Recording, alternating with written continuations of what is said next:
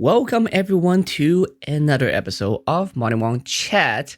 This is a vodcast where I get to talk to my friends and guests from different industry, just about almost anything. And yes, it is a vodcast, as in this is also videos, as in we are actually live right now on twitch.tv/modernwongphoto. I'm doing this currently every Tuesday, Wednesday, Thursday at 7 p.m. Pacific time. It's important to say actually Pacific time, especially I have friends from all around the country, the world. I'm also talking to some friends in Japan and Philippines right now. So it'll be interesting when we do get to sync up and have another episode with them onto the show.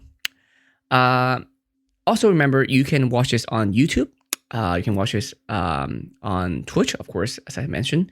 You can also listen to this on Spotify, on iTunes, and almost any other podcast platforms. And of course, if you want to support the show, we are also doing some bonus contents now on Patreon. So you can also check us out on patreon.com/modernwongphoto. Anyway, today we have a good friend of mine, Elizabeth Vickery. I'll let her say. I don't want to mess it up. I'm sure I can get it right, just like yesterday. But just in case, hopefully I don't mess it up. We were just talking right before streaming too that someone's messing up her name, so I don't want to be that person. So yes, today we have Liz, and she is a National Weather Service regional meteorologist. That's a mouthful, but I'm not sure exactly what that means. So I'm just gonna let her explain it. So yeah. Let's see. Would this load today? Yesterday was like being slow, and today still being a little bit trickery. Here it is. Hello, Liz. Welcome to the stream. Hello, everyone. Hi. How's it going? Hello. It is Vickery, right? Yes, like hickory, but with a V. Okay. I just want to make sure I got that right. Yeah. No worries. Yeah. How are you doing? It's good. I just moved out to this new position with the Weather Service in December out here to Hawaii, and I guess let's go ahead and just jump right into it. So yeah, you in Hawaii right now. Where were you before this? Florida? Yeah. First off, I grew up in the Tampa Bay area, but I went to school at Florida State University. My degrees, I have 2 bachelors of science. My first degree is meteorology, and my second is applied math and computation. So it's math and computer science. And I also got a minor in physics and computer science because I'm a nerd. Dang. So, See, that's what I like about not actual, but like traditional nerd. Like the word nerd is very, I like to separate between nerd and geeks. I like nerd as in like book nerd. Like I'm more of that kind of nerd rather than fandom kind of geek, because especially I'm from Hong Kong, so what I grew up with is very different than what most people here grew up with. My cartoon, my anime, my games are different than what they have. So it's interesting to tell when people say, "Oh, wow, because like most people know me as a photographer as well, right?" But I don't just take photography. I also did not study photography at all. I double majored in economics and international world trade, and also is that the two? Yeah, international world trade. Yeah, so those are two majors that I did. So I was more on the business side, more on math, more on figuring out how does the econ work. And it's actually very interesting, not in a good way, but it's interesting to see the whole quarantine situation right now, and it's gonna mess up everyone. Yeah. I was just gonna say, if you got an economy back, I can't even imagine. Begin to even understand how rough it is with all the people being laid off. It's just so frustrating because people often will say things that I feel like they don't think about. It's they don't think about how money works and where they come from, and it's almost like they could just print money, and it's it's not that easy. I'm gonna rant just a little bit. The beauty. For example, the whole bailout situation, right? There's a lot of people just like to be mad nowadays, and it's very I just want to make sure that I'm right and you're wrong, and have a lot of fights. But the thing is that, for example, the bailout situation, I'm not sure there's more than one, but the main one is that the 1.7 trillion bailout is not really a bailout, as in it's not free money. It's similar to the money that the government is giving us, which is this is like a temporary money, and then you have to follow all these rules, and then you have to Mm-hmm. eventually pay back and that kind of stuff. And I feel like yes, that is kind of necessary because we can let things flatten out. That's the same thing as like COVID-19. You can Right. don't save anybody and let people die out, and eventually yes, the earth will go back to a normalization, or not normalization, but like equilibrium, Yeah. eventually. Mhm. But then you're gonna have lots of people die, and you don't want that. But that's No. same for like economy too. Like if you just let it die, yes, it can happen, but you can also stuck in recession for like 10 years, and you really don't want that. So, but no, I mean overall, I do support a equilibrium, like let it play it out kind of thing. Mhm. But sometimes there need to be government interventions. Right. Anyway. I was gonna say. I know. I was looking today, and the European nations are handling this fantastic. Even Canada is like Mhm. handling this so much better. They've got bailouts. They're paying all the companies like right Mhm. now. If anything, the problem in Canada right now people are having is they looked in their bank account. They're like, "Wait, I think the government gave me too much money," and I'm like, "Wow, Canada, way to show us up again." Yep, But my yeah, friends, yeah. it's Uh, crazy. I know one of my friends, she was just saying, yep, I'm just at home and there's money in my bank now. I'm like, okay, I guess I'll just hang out and play more Animal Crossing. Yeah, right. It's like, Oh man. dang. Yeah. If only we had microtransactions for bells, then we'd all Oh be my broke. God. That's where all of our stimulus money would go. All my friends are billionaire. That's the word now. Yes. Are you also playing Animal Crossing? You're gonna laugh. I actually downloaded the mobile game because I wanted to like at least play it for free. I told myself I can't buy it until I beat a couple games that I have on my backlog first, and I'm like, I must beat those first. Oh my and God. I'm like, and it's like 4 games, and I'm like, so I beat that's one. like that's like Steam. Every time a Steam sale happens, it's like, do I need this game? No, but do I want it? It is. I don't know, but it's only like what 50% off. Yeah, I can buy it. I might play it. I might. It's so true. It's like, oh look, something's on your wish list is on sale. I'm like, how about it's that? $3 off of 60. I could purchase it. It's like, it's a deal. Yeah. So lots of people have a huge Steam library. I think Steam was they were really ahead of their time when they first started. So I'm glad it works well for them. And I mean that's how iTunes learned from it too. Oh yeah. Make it very accessible for people to purchase. And that's how you actually lower pirating, I believe. Like easy access to buy things. I mean, there's a movie happens a lot too. Like there's some places you can buy a certain movie or watch it or even have Netflix. So then people have to end up pirating it, which is unfortunate. Especially with creators. Yeah. There's so many subscriptions now. There are so many. I have, well, I because I'm living in a house with different people, right? We have a combination of almost everything, YouTube, Netflix, Disney Plus, Hulu, Amazon. So that's almost everything. So if you ever want to watch anything, I could just like shout loud enough, say, "Hey, I need someone's Disney Plus." They're like, "All right, cool. Use this. Log in. Cool." Yep. Yeah. No, it's true. I have so many like accounts. It hurts. It's like, oh, what shall I watch? I don't know. There's too much to watch now. The funny thing is that problems. Yeah. a version of cable might be coming back, which is like we'll grab some from each thing and then become one bundle package. And it's like, okay, that's kind of we're gonna go through all that again, or we're gonna go through piracy again. So. Oh yeah, I was gonna say. Like Cyberant, like HBO Go, like watching, and every time you watch an episode, they play like an ad of one of their other shows, and I'm like, come on, man, I get it. Don't care. I'm already paying you. Calm down. Please stop giving me ads for your own. Well, Amazon Prime's doing that too. Yeah, but some of the shows I really like on Amazon. The Boys is pretty good. It's pretty dark, so you like dark stuff, so you might like that one. Dude. Was that that was the superhero one, right? Yeah, when the guy like killed the guy in the and that's what I like because like it's very much like in real life. If we have superhero, I always wonder things like that too. It's like, why can't they just do that? And they're like way more like that's my problem with My Hero Academia. Oh yeah. It's like you have all these people with superpower, and then they're just like, that will also tank the economy, right? Like, of course, that's the first thing come to my mind. It's like, yeah, like it's not gonna work. We can't even deal with people with different skin color. There's no Yeah. way we can There's deal no with way. people with So different much. superpower. Yeah, it'll take forever. Oh. Same Yeah. with like Naruto world. Like, you know, some people can literally destroy the world with their power, and the rest of them are just like, I'm just a normal farmer, man. Like, what the heck is going on? just mind my own business. Yeah, You know. and all the hidden village, I feel like they're not that hidden. Like, everyone know where they are. Why they go hidden? Like, you're like the biggest village in the whole world, your world. So it's so true. it's I haven't watched the new ones. Yeah, I need to watch. I was gonna watch Boruto, and I think I watched like 10 episodes, and then I don't know, something else distracted me. So. I heard it's like really boring and not really as much hype as Naruto, to the point that they have to go time traveling so they can show more Naruto.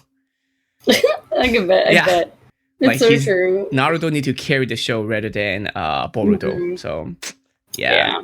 I literally when I watched Naruto, I had already completed, and I wanted to get in Shippuden. But I literally downloaded a thing. I was like, skip these episodes, and man, it was fantastic. I didn't watch any of the filler. Oh man, the filler was so weird too, because like that should have a huge impact, but it doesn't. So it's like, okay. Bleach is coming back. Have you watched Bleach before?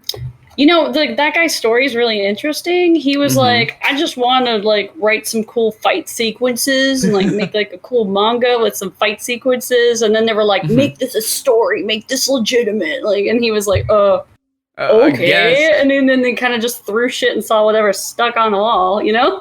Exactly. The first arc was great. I'm okay with the first arc and how it was. But then after that was like, we talk about all this stuff about how important the girl is with her superpower, you know, like that's the whole reason why this world is kind of have this big fight because of her. And then after that, they're like, she's cool, just stand there and do absolutely nothing and be kind of useless, you know. Or he made they could have made her like a strong character, and they just made her just like. No, the strange thing is like, at least for other animes, like you make them weak, so they're always weak. Like, okay, fine, you know, they're kind of weak, they're kind of useless, they're like maybe, they're just a girl, pretty character. I get it. It sucks, but whatever. At least they know to be weak. But she's supposed to be super powerful with what she can do. Yeah. But then it's just like, hey, you know that one power that she can kind of like reject all existing things that can happen? Yeah, don't worry about it. Let's not think about it at all. It's like, we can save so much problems. It's like time traveling. It's like someone that can time travel. You know, we can just do all this, right? Like, nah, it's fine. Let's just try to fight and die trying. Cool. It's true. It's strange. But, you know, they rushed the ending, so that sucks. So they like, did. Yeah. But you are a nerd and a geek. Like, you are so well versed in everything. I have too many fingers and too many pies. Were you always like a nerd and a geek growing up? Like, you know, playing games? Oh God, let me tell you. No. So my first console. I was only like 4 years old. My family bought me a Nintendo Entertainment System, an NES, and then it just started from there, and it just got worse. My aunt, who's unfortunately now passed away, but she was really into like Zelda and like playing horror games. I used to hang out with her, and and I just got so sucked into the world, and I loved it. Do you have any nephew or nieces? No. I just have a brother. He's how old is he? I'm like, I have the math in my head here now. I think he's 24. Yeah, but if you have kids someday, you can be their aunt again. I will spoil you with all this stuff. Yeah, she was also like a bird person, so I like loved birds as a kid and horses. So I was really like an indoor and an outdoor kind of person. I just did everything, and then I did Taekwondo too, and I'm black belt and whatever. You know, like, I know. I saw you post about it. Yeah. Yeah, I'm finally getting back into it, and I'm very excited about that. But that's because of the weather service. I couldn't for like several years do Taekwondo because of my schedule. So yeah, I was going through your photos to find photos to post for our announcement. Man, it's not gonna lie, it's so hard to find a normal photo of you. It's so true. Like I see lots of cosplay, lots of gaming, and then lots of like random stuff. And of course, there's one of you holding your belt. You know, like I'm a black belt. Yeah. And then I'm like, yes, National Weather Service. You know, regional meteorologist. Here's her black belt. Yay! So I'm like, everybody. Yeah, no worries. Yeah, it's always been it's definitely like weather was always my first passion. Ever since I was little. Actually, I guess I'll probably tell you the story. I was when I was about 4 or 5 years old, and a tornado actually hit my neighborhood. Ooh. And like my neighbors died, and like everything In was Florida? just freaking wiped. Yeah, in Tampa.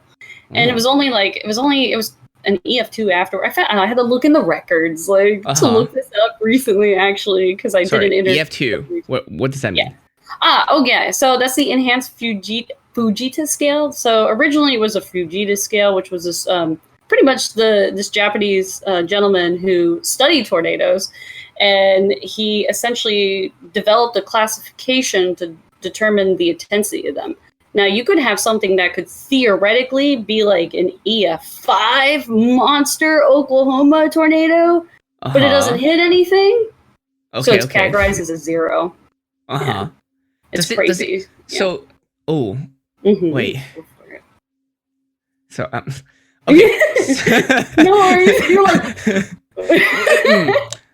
So, for a tornado, if it doesn't pick up anything physically, it's pretty harmless, right? Yeah, and actually, like 98% of them don't hit anything, like worldwide. They don't hit jack. Does it happen all the time? Yeah. Wait, they're not hitting things. Is it because people are not living in those areas on purpose, or there's something that caused them not appearing in cities or in places that are like huge? Yeah. The heaviest. You guys probably have already heard the term tornado alley. That's the Midwest, Kansas, Oklahoma, Texas.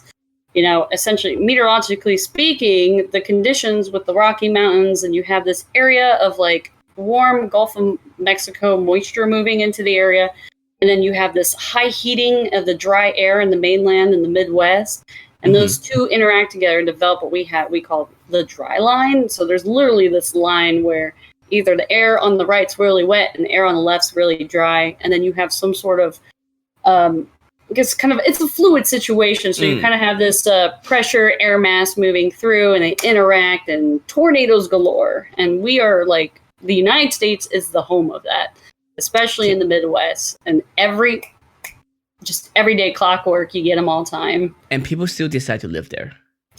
Yeah, and it's funny because like, oh boy, let me tell you. Well, yeah, I guess I started my career in. Sorry, I'm going to go back before I go too deep into it. So because you were in Florida, when you're around 4, that's a tornado hits you, and you're like, wow. Wait, no, that's how does that become big? Yeah, I don't know. Like I was a kid, I was just like, whoa, epic, like this is cool as fuck, and then we had cable back then, and no, we didn't have cable. We were poor AF, right? So I didn't have Nickelodeon or anything. I would watch PBS all the time, and they did like the severe weather, like following chasers, and I was just like, what? And I was so hooked on it, and I thought it was the coolest thing, and I loved the weather, and I loved the clouds, and I wish I had it. I was looking for it today again, but like when I was in first grade, I made a book saying, when I grow up, I want to be a meteorologist, and there's this like shitty chase vehicle with a Doppler dish. And it says saving, and I want to be a meteorologist so I can save lives. And I wrote, saving lives is like saving your own. Like, it was the cutest thing. And then the next page, it was like, math is fun. Math is like a newborn kitten. I was a weird child. I loved it. Yeah. I was always a nerdy kid. I got to skip a year of school. But I just was always. School came easy for me. Academics came easy. Math was easy. I loved math. I loved reading. I just loved it. Did it, however, make you not popular? Not because you're not cool, but it was not cool back then to be a nerd or geek in any form of shape, No, it was not cool. And then, true story, I still remember this. I had my family's like, well, we'll have a birthday party, and I was like 3rd grade. I'm like, Mom, no one's gonna come to the birthday party. No one. She's like, oh no, we'll just have one. No one invited. No one came. And I was like, I'm so weird. I was like such a weird kid, but it was funny because like I was also in Taekwondo. And like all the nerdy kids and the chubbier kids and the really geeky ones, they all hung out with me. We all hung out together and have lunch together.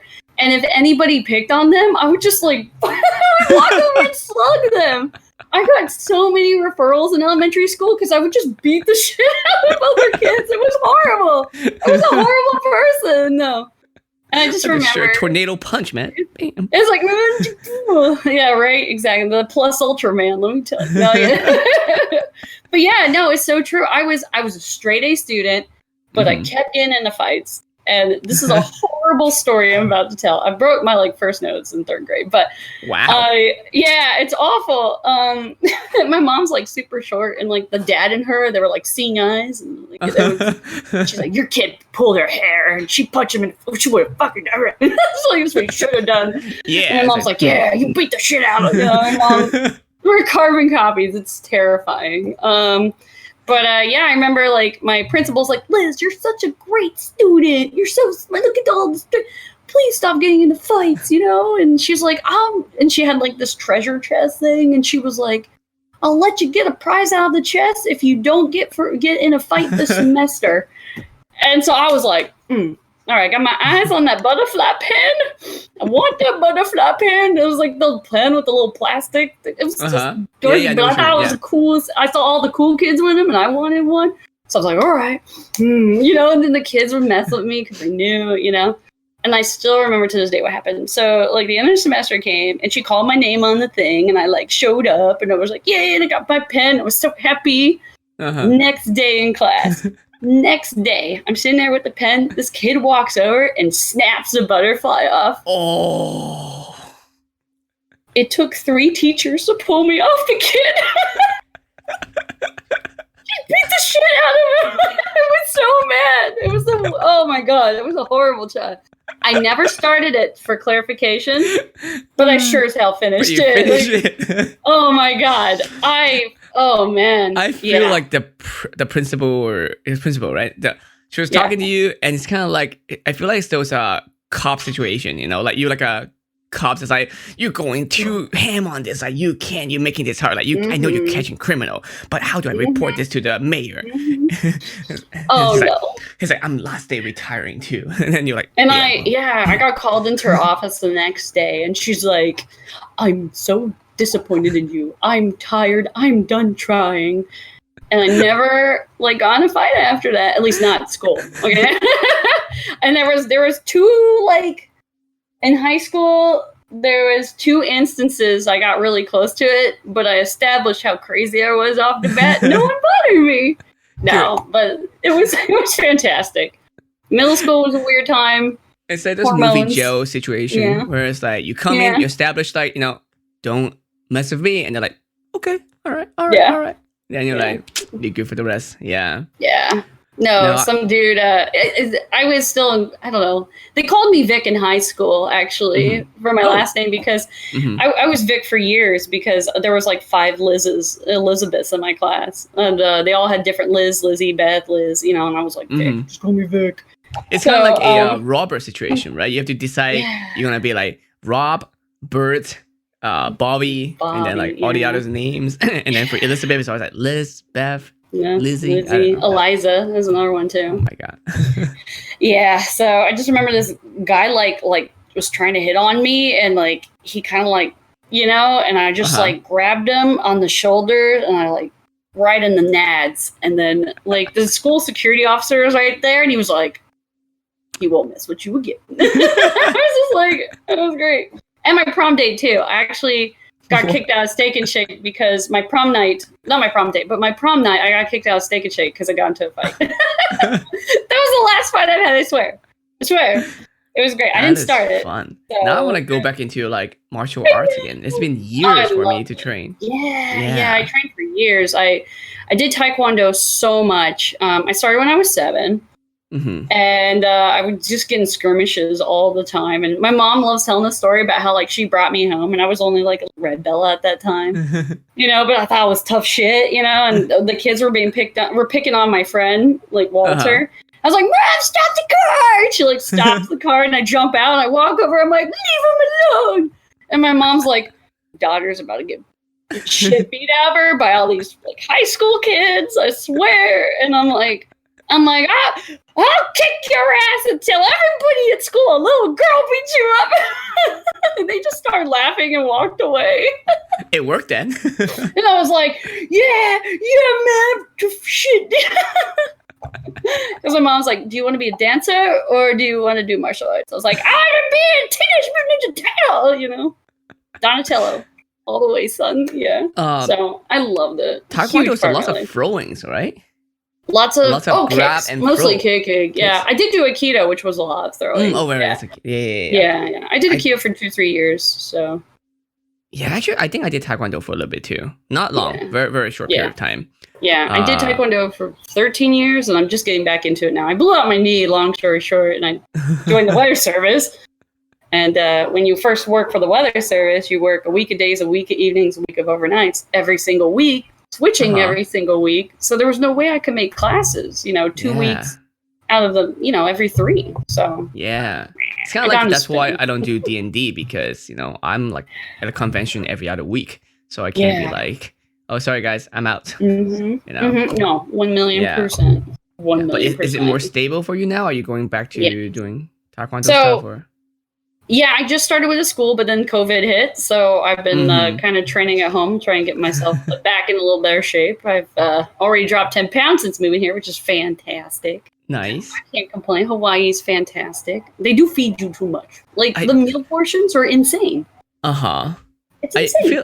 I feel like does Hawaii have like a obesity problem though? I feel like yes. Most people there seem to be a little bit bigger on the either size. You get a lot of you have the beach body where it's like really swimming kind of person, or like you have the very extreme where it's like hi. Yes. There's so many Instagram models out here. It's fantastic.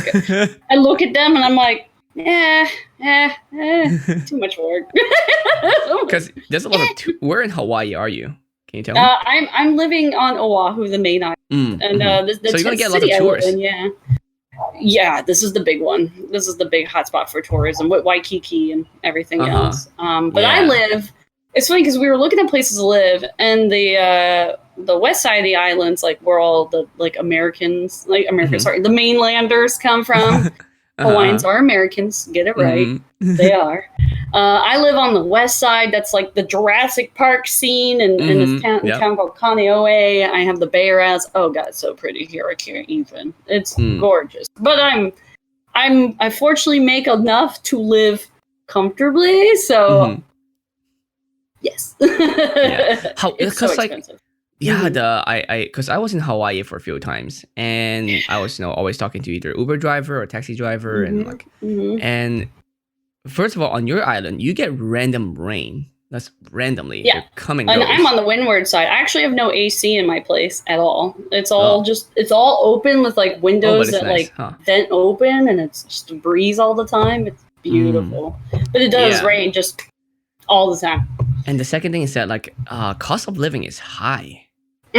Because things have to flew in, or you can't just get things as easily. Guess how much gas is? Guess how much gas is? Ooh, before or after the times? COVID-19.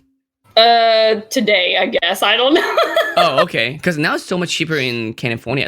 And this concept cheap. We're right below $3 right now. Yeah, we're $3.25. Yeah. Wow. But normally, I remember when it's still 3 for us. For you guys, could be 5, sometimes 4. Yeah, even there's so many things that are expensive. Plus, that's shipping and everything. Yes, milk is $5. I want a little pint thing.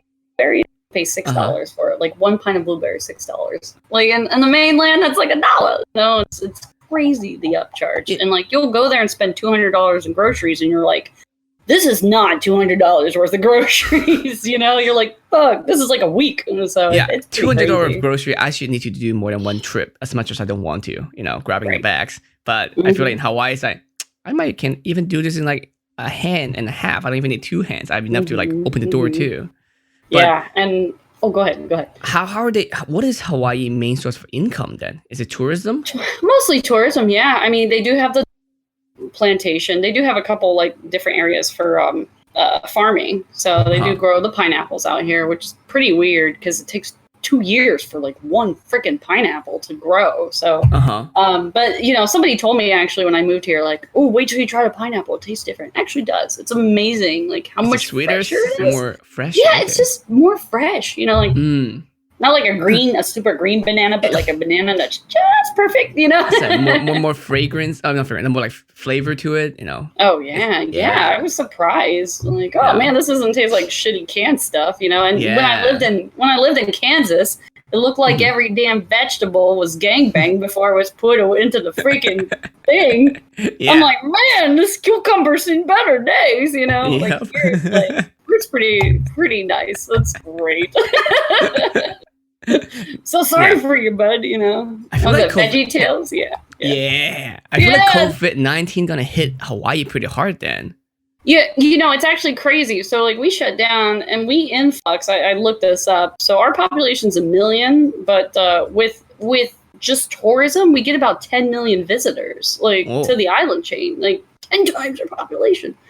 And we only have 400 ventilators, 451 or something like that. Ventilators only on Oahu.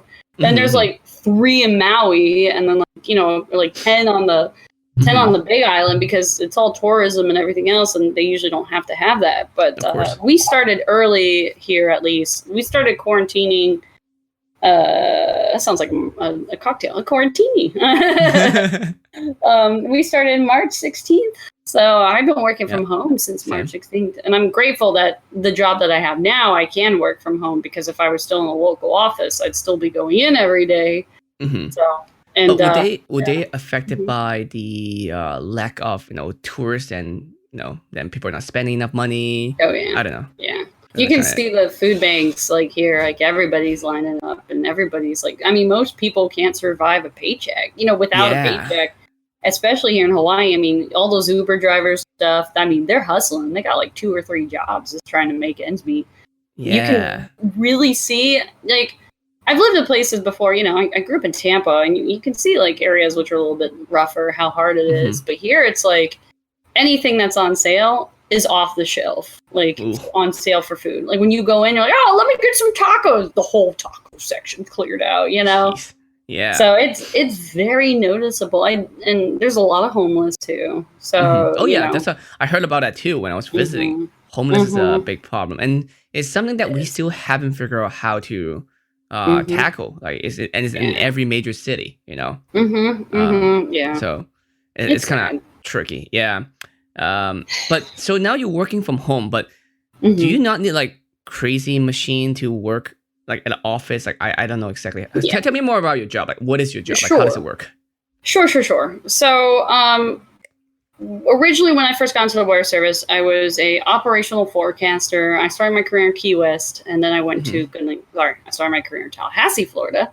Then I went to Key West, and then I went to Goodland, Kansas. And what I was doing before what I do now is what most, like, 90% of meteorologists do, and that's when your phone says severe thunderstorm warning or tornado warning issued for your area. That's what I was doing. I had a, like, 7 computers set up, 2 displaying, like, current news and real-time feeds of local news media outlets to see if we got anything in. Then I also had my 3 workstations, which were set. 1 panel was set with radar data. 1 was set up 2 were set up for radar data. 1 was set up with satellite, and then usually model guidance. So we do have short-term models that can kind of generate where lines of, sorry if I get too fast. No. Where we generate lines of storms, convection, and then we would, like, run those models every hour and kind of, like, go through and see, okay, where we might have the best areas. They've gotten a lot better, but you still need a human, you know.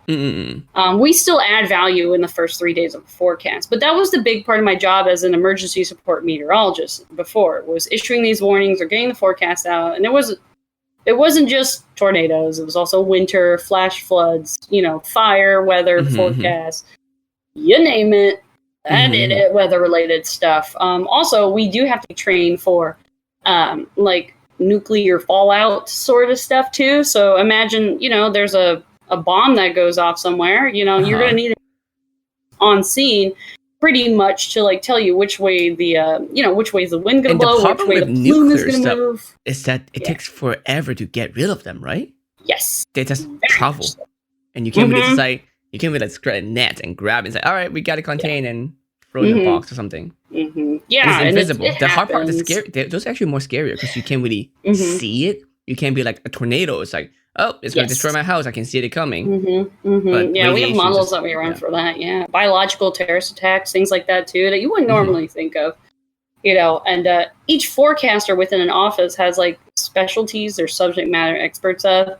And I've had several different ones over my time. So mine was like the software development, maintaining our systems, being the WarnGen focal point. WarnGen was the software we used to like issue the warnings. So if that went down, I had to fix it, and I better fix it quick, sort of thing. So I had to know that system in and out. I was lucky because not most people in the weather service don't have such a heavy technical programming background like me. They all have the math and the science, because with meteorology, you don't just study meteorology. You study atmospheric thermodynamics, cloud physics, chemistry, atmospheric chemistry, things like that. You study all of the sciences, even geology, and those all come together. Yeah. Exactly. Even oceanography. So you were not just one thing. You were a monster conglomerate of millions of different sciences squished in and pushed into your head. On top of all the math. So yeah. Random question, and this time might be more sci-fi. Can we make man-made tornado? Like, can we like create that situation if we can create such pressure? I feel like you're giving that look. It's like, well, in theory, maybe. I mean, theoretically, if you had a wind turbine big enough, but you couldn't make one come to the ground and wipe out a village or something. We can make them in like laboratory, little fun vortex. I mean, all a tornado is a vortex. Yeah. And so technically, yes, we can make vortexes pretty easily. I know in China and some other countries, they do make rain on purpose.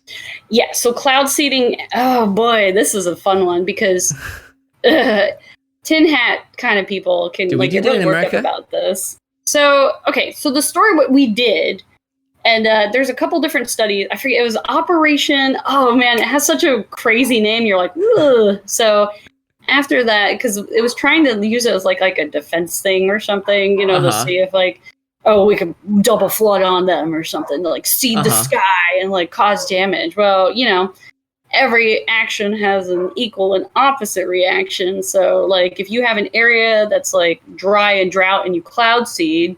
I mean, there's still private companies that do this, but we cannot do it for military purposes.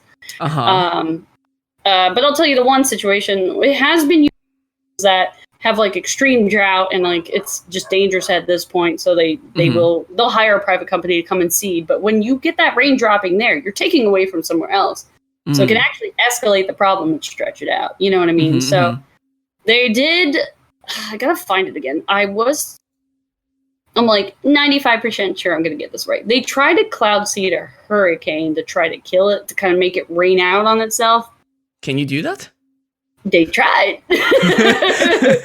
It didn't work out that well because it actually it gave it more fuel and it got way worse, So they were like, we probably shouldn't do that again because hurricanes, oh my God, hurricanes are like such a crazy science, like a field within meteorology. Okay. It's a beast. Hurricanes are fantastic because like what they develop on for the Atlantic, at least, is the Safaran. I can't even say it. The African dust comes and moves over the Atlantic, and that dust acts as what we call CCN, which is cloud condensation nuclei. So what that means is water can stick to it, and then more water sticks to it, and then it sticks together, and the water expands, it rises, it becomes a cloud, and it develops a hurricane. Now, if you have too many of these nuclei, it can actually cause the thing to fall apart, which was their logic in seeding these clouds, adding artificial, I think it was like silver iodide. I believe it was silver iodide that they dropped into these to try to like get it to fizzle out. But hurricanes are to the point now where like, is that going to fall apart? Is it going to intensify? And then on top of certain things, climate change, there's been multiple studies that show that these storms, they might not be increasing in frequency, but they are increasing in intensity because there's more water in the air. There's more heat. And what is a hurricane's fuel source? Hot water. So that gradient with the surface to the top, is what's causing these driving things. Hurricanes are the world's way to cool itself down, to restore equilibrium. And a lot of people don't understand that. It gets hard because we have to have them, but they kill a lot of people, and it's a thing. So hurricanes are fascinating. I mean, earlier you mentioned about using it for military purposes, but what about in the time of war? Can that be like a exception? They might. Who knows? You know, who knows if they would do that? I saw this before, and I think it's real. But they were. It was like I forgot which war, but they were having Navy war. So then they created this cloud wall to block off the thing. So like that looks really cool and look kind of not dangerous. So that's something that I feel like. I mean, I'm not sure. Can you only do that on water? Because I saw that. Like maybe you can look it up too. It's like we can do that. We'll have to look. It's a fun sci-fi thing to explore. Yeah. But you get to a bunch of people who are like, the government's killing us. You know? They're seeding our brains. We're all gonna die. They're gonna drop a tornado on us. No, it like chemical trail with the plane. Yeah, and everything. Right. The chemtrails. Oh man, I had a dude literally like start screaming at me at an air show in Key West about how I was poisoning people with my chemtrails. What's an air show? It was an air show. Oh, the flight. Okay, got it. Okay. I was out at a booth talking about weather, of course. I mean, why would they go to that kind of show if they know that's gonna happen? Well, you know, and it's like, it's condensation. It's nothing crazy, I promise. You know, it's just water droplets forming, man. Calm down, you know. You can make this happen on a small scale. Yeah. But in Key West, so there was a big military base there, and they would fly planes, and they would do drills where they drop chaff. You know, if you've ever played Metal Gear, you get a chaff grenade, it messes up all the electricity, right? Those things made my day a nightmare whenever I was working radar in Key West, because it would just like screw up the radar, and I was like, oh man, you know, but they don't tell us that, you know what I mean? We're of course like civilian military with DoD clearance and stuff, but we're not in the know, you know? Yeah, it's a separate entity. So you guys are more like reactive than active most of the time, because you have to be like, well, things are happening, but you have to be early enough so then you can let people know about it. Right. And like I said, we're pretty good 72 hours in advance. Yeah, 3 days, we're fantastic. Beyond that, it's roll the dice. I forgot who was saying this, but like which show it was. We're talking about how we have the National Weather Service, which you guys are. But then we also have a lot of private company who tells the weather, but all they do is just grab data from you guys and just retell it, and they make profit from it. Yeah, it's a pretty. I feel like that's kind of annoying. Okay, here comes the rant. I'm sorry ahead of time. All right, well, let me break down what types of meteorologists there are. There's National Weather Service meteorologists, and we are the emergency support ones. We handle dangers. There's private companies that hire people, and this. Well, before we go to that, let's go to education and research. You can get your doctorate and you can study whatever aspect of it you want to do. Like, oh, I love hail. Let me study hail for the next 60 years, you know? And then you have private sector, which really breaks down into two things, like contracting like gigs and television. Okay. So this is a strong rant. But like private companies, for example, like they would hire a meteorologist, Mars Candy Company, okay? M&M's, chocolate. They hire meteorologists to determine what the climate outlook's going to look like so they can decide the cost of how much they're going to pay per cocoa bean. Oh. So, like, even a meteorologist is hired to determine how much your chocolate costs, you know? Versus, or like Sears, they'll hire meteorologists and like, oh, here comes like a big winter snowstorm. Which areas are going to get impacted? Where should we send more snow shovels or supplies or things like that? Oh, okay. So there's that kind of enterprise where you can make money and stuff like that too. There's also the tech side or Air Force company, you know, private air companies like Delta, and they hire a ton of meteorologists. And then there's television. So, you're like, about those kids. Okay. So, first off, a good chunk of friends of mine that graduated me, a good chunk of them are now in TV. So there are actually quite a few degree certified meteorologists in television. But you don't not need all of them one. are. Right. Technically on television. They don't need one. So it's like Dr. Oz. Or Dr. Phil. yeah, there's some Dr. Phils out there, which is very, very, very frustrating because they can give really bad information, or they can give misleading information, or they could there was an example of, you probably Google it, I think it was Oklahoma. There was a TV meteorologist telling people like to get out of their house and go like crawl in the ditch because this big tornado is coming, and people listened to him, and like a family of 7 like climbed in a storm drain, and then the waters came in and like 5 of them died, and it was just like a whole thing. And then the guy quit TV, and like it just, oh man, it's so I always tell people, you know, your emergency managers are who you should be listening to in the times of emergencies. Okay, an emergency manager, that's what their job is. Okay, their heads are the ones that are it's the fan if it's not done right. So the TV people, some are great, some are fantastic. They work very well with the weather service, and others are very competitive and like, no, they're a competition. We got to do better than them. So like a news station in Florida, I still remember I was working QS. I saw like a tornado on radar, and I was like, hey, friends in Tampa, because our 2 radars overlapped. I should clarify here. I was like, hey, I see that little mezzo right there. And you guys see that? And they're like, oh, shit. And they issued a warning. Turns around. True story. It was like 3 miles from my better half's family's house. And it was a tornado, and it did hit.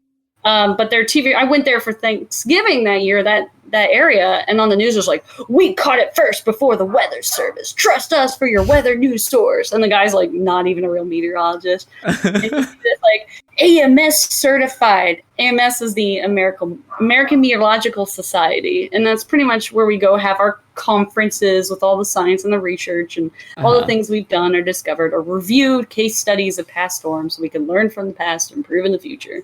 But long story short, this AMS certified test is like it's like a 101 like meteorology thing. This is a cold front. This is a warm front. This is a hurricane. You know, like just like little really basic, simple stuff. You know that anybody can pick up. So there's like people on TV who only have broadcasting degrees and have no science background, and but it's also a very it's like someone industry. who took history class in high school and called himself an archaeologist. Yeah, and it's weird too. It's kind of like the beginner, I guess you could say, for cosplayers trying to get in the shows and stuff. Like they're working for nothing. You know, they're pretty much working for free, and they'll work 3 days and make, you know, 19 grand a year. And of course, company they'll be like, working. I'm happy to hire someone for cheaper, you know. Yeah, and well, that's the thing too with TV meteorology. There's always someone younger, someone prettier, someone funnier. You know, male or female. Entertainment. You know? It's not. It is just informational anymore. Yeah, that's the problem. I took weathercasting, and I got offered a gig in TV, but I'd already accepted like the weather service job. And the guy's like, "No, you'd be so great on TV. You're so funny and charismatic." I was like, "I'd be great as an onion meteorologist." Okay, all I do is crack jokes the entire time. Like I had a screen. I was like, for all of our blind viewers out there, you know, like just stupid shit like that. And like we had a freeze warning in effect. And it was for college. I had to take a debate class. I took weathercasting. I still remember there was a freeze watch like in effect. I was like, everybody just remember tonight, okay? We got a freeze watch in effect, so make sure to bring your pets and your plants inside. Hopefully your pets before your plants, because you don't want your pooch turned to a pooch sickle. Oh my God. And like everybody's laughing hysterically in the background because I'm just being like witty and impromptu, like just having fun with it, you know. And but the TV meteorologist for ABC in Tallahassee was like, "You're hysterical. We have a couple things to fix, but you would do so well." And I'm like, "Nope, it's contracts and cutthroat." Like my one buddy, I won't say his name, but he's a fantastic guy. He's getting married at the end of this year. I'm going to be going to his wedding. Well, hopefully with COVID and everything. But yeah, he was in a major network, like a major city, and he won like meteorologist like of the year for like 3-4 years in a row. And that's what national or is it? No, for this big city we shall not name. Okay. Hint, hint. I'm casinos. Like, how do they determine that? But okay, casinos. Viva. Yeah. So long story short, he was a really popular. He's funny. He's like this tall, and he's this like small like Italian dude. He's got the best personality. He made cannolis for us all the time when we had study groups. He's fantastic. I love him to death. fantastic guy. And he was like, I was like, this is the next guy who's going to make it on TV. You know what I mean? I was like, he's going to make it. And he was making like good money. I mean, way over 6 figures in Vegas. And then like, they didn't want to increase his pay when his contract came up for renewal. He was like, well, you know what? That's okay. I'm going to go ahead and pursue a different outlet. Because at this point, he had an agent and everything else. And they're like, oh, okay. And then they literally blacklisted him across the entire United States. What? Like, every place of that, like, they were calling, they would just hang up the phone because the station he was working for, the person that took over, like a new company came in and stuff. And yeah, they blacklisted him. It took him like 2 years to get a job, but now he's a meteorologist for the Weather Channel, which I have a whole different rant about the Weather Channel, but it's fun. Yeah, the Weather Channel is one of the they like to do their own thing, like, and it causes problems for us. Like they made like winter storms like a name, which I hate this.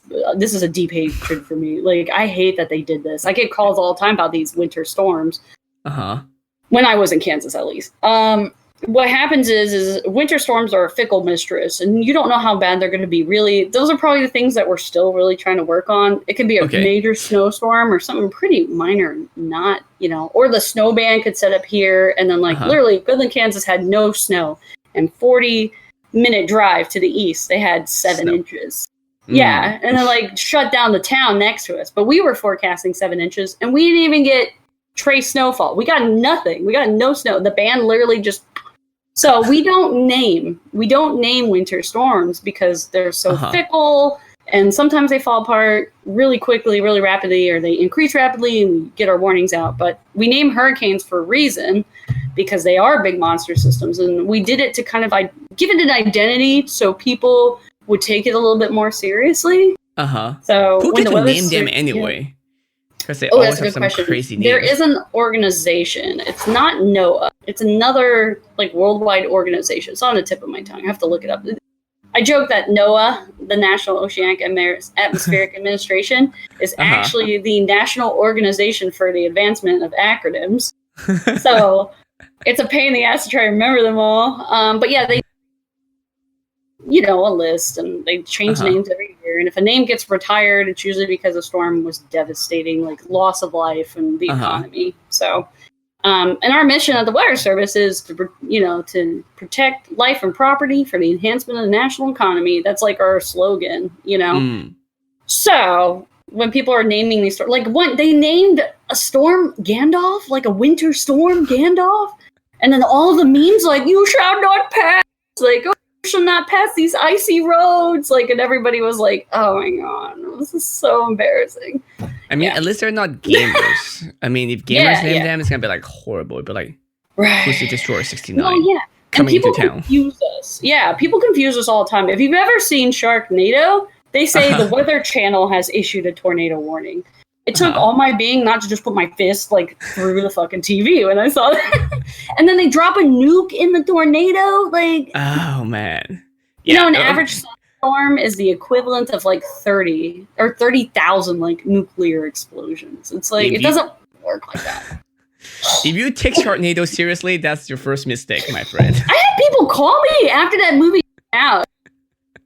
Could a tornado pick up a shark? And I'm like, maybe if it was these big, these little big baby one. Yeah. No, actually, we did. Oh, that reminds me. I have a great story. We had a water spout. Key West is the water spout capital of the United States. I think the next highest place would be off the coast of Chile. There's this area called I forget. It's the area of doom or death or something. I forget. It's a rock thing. There's tons of storms there all the time. It's a terrible place to be. Sounds scary. So awesome. Okay. Yeah. But we had a water spout, and it moved on shore, and it moved over the sewage facility, and it sucked everything up and flung it all over the sewage plant. And so this is the best part. So literally a shitstorm. It was literally a shitstorm. Yeah. And my boss, he wrote a damage report. Well, he called and he's like, is there any damage? And the dude's like, none I want to report, he had to clean the shit up. And then he went and he wrote a little report on it in the paper, and he was the title was The Great Turd NATO. It's fantastic. Oh man, that was the best Oh. story to tell kids. But yeah, it's actually rained, frogs, and Uh-huh. once there was a waterspout that picked up like sunken treasure, like Spanish coins, and rained it on a village. Like there's all these stories of Yeah, I heard the fish story falling, stuff like about that. Picos or whatever. I forgot which place it was. It was Yeah, pickles or raining. the chicken. Have you heard the naked chicken story? That one's No. fantastic. They What? found they found a chicken, and all of its feathers had been pulled off. It like got sucked up in a tornado and was like just like there after with no fucking feather. It's so funny. Cartons of eggs have been picked up and put down. People have been put up and put down and not hurt, actually.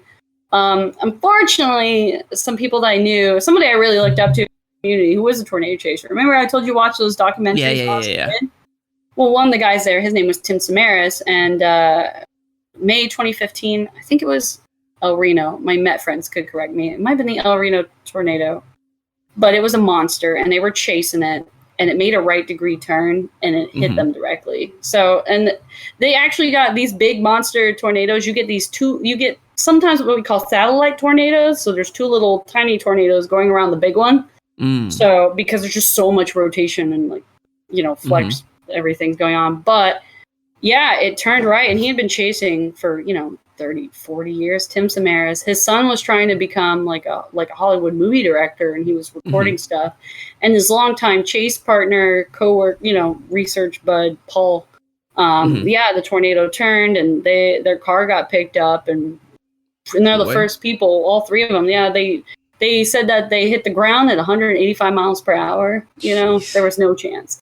There's no chance. The one guy was like crushed in the car. The other guy was found half a mile away from the car, and it was really sad because with where we're at right now at radar, you get a scan every 5 minutes, so you're blind for those 5 minutes. Like if that's a long time, you don't get that radar in quick enough, and you're too close to the tornado, it can make that right turn or that left turn and come right at you, which is what happened. And they are actually the first people who have ever died like storm chasing. And we would assume it would have been just like random Billy Bob in a truck, like it's not. But wait, I thought it's much more common than that. Well, storm chasers. Yeah, they were the first ever storm chasers that we've ever had the deaths of. We've had deaths technically due to car accidents, but being picked up by a tornado and thrown, yeah, they were the first like meteorologists that have ever died doing it. It's really, really sad. Do you think storm chaser who are not like, of course, meteorologists who are studying it, do you think it's a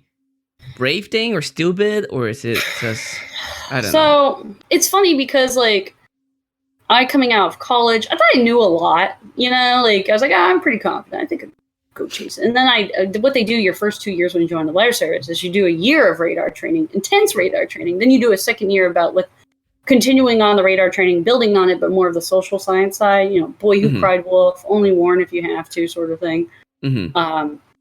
After going through that and having the experiences that I have, I know somebody walking out the door with a meteorology degree doesn't know what I know. Like, I know for a fact, like, there's no way, unless they're unless they're operational meteorologists who study radar.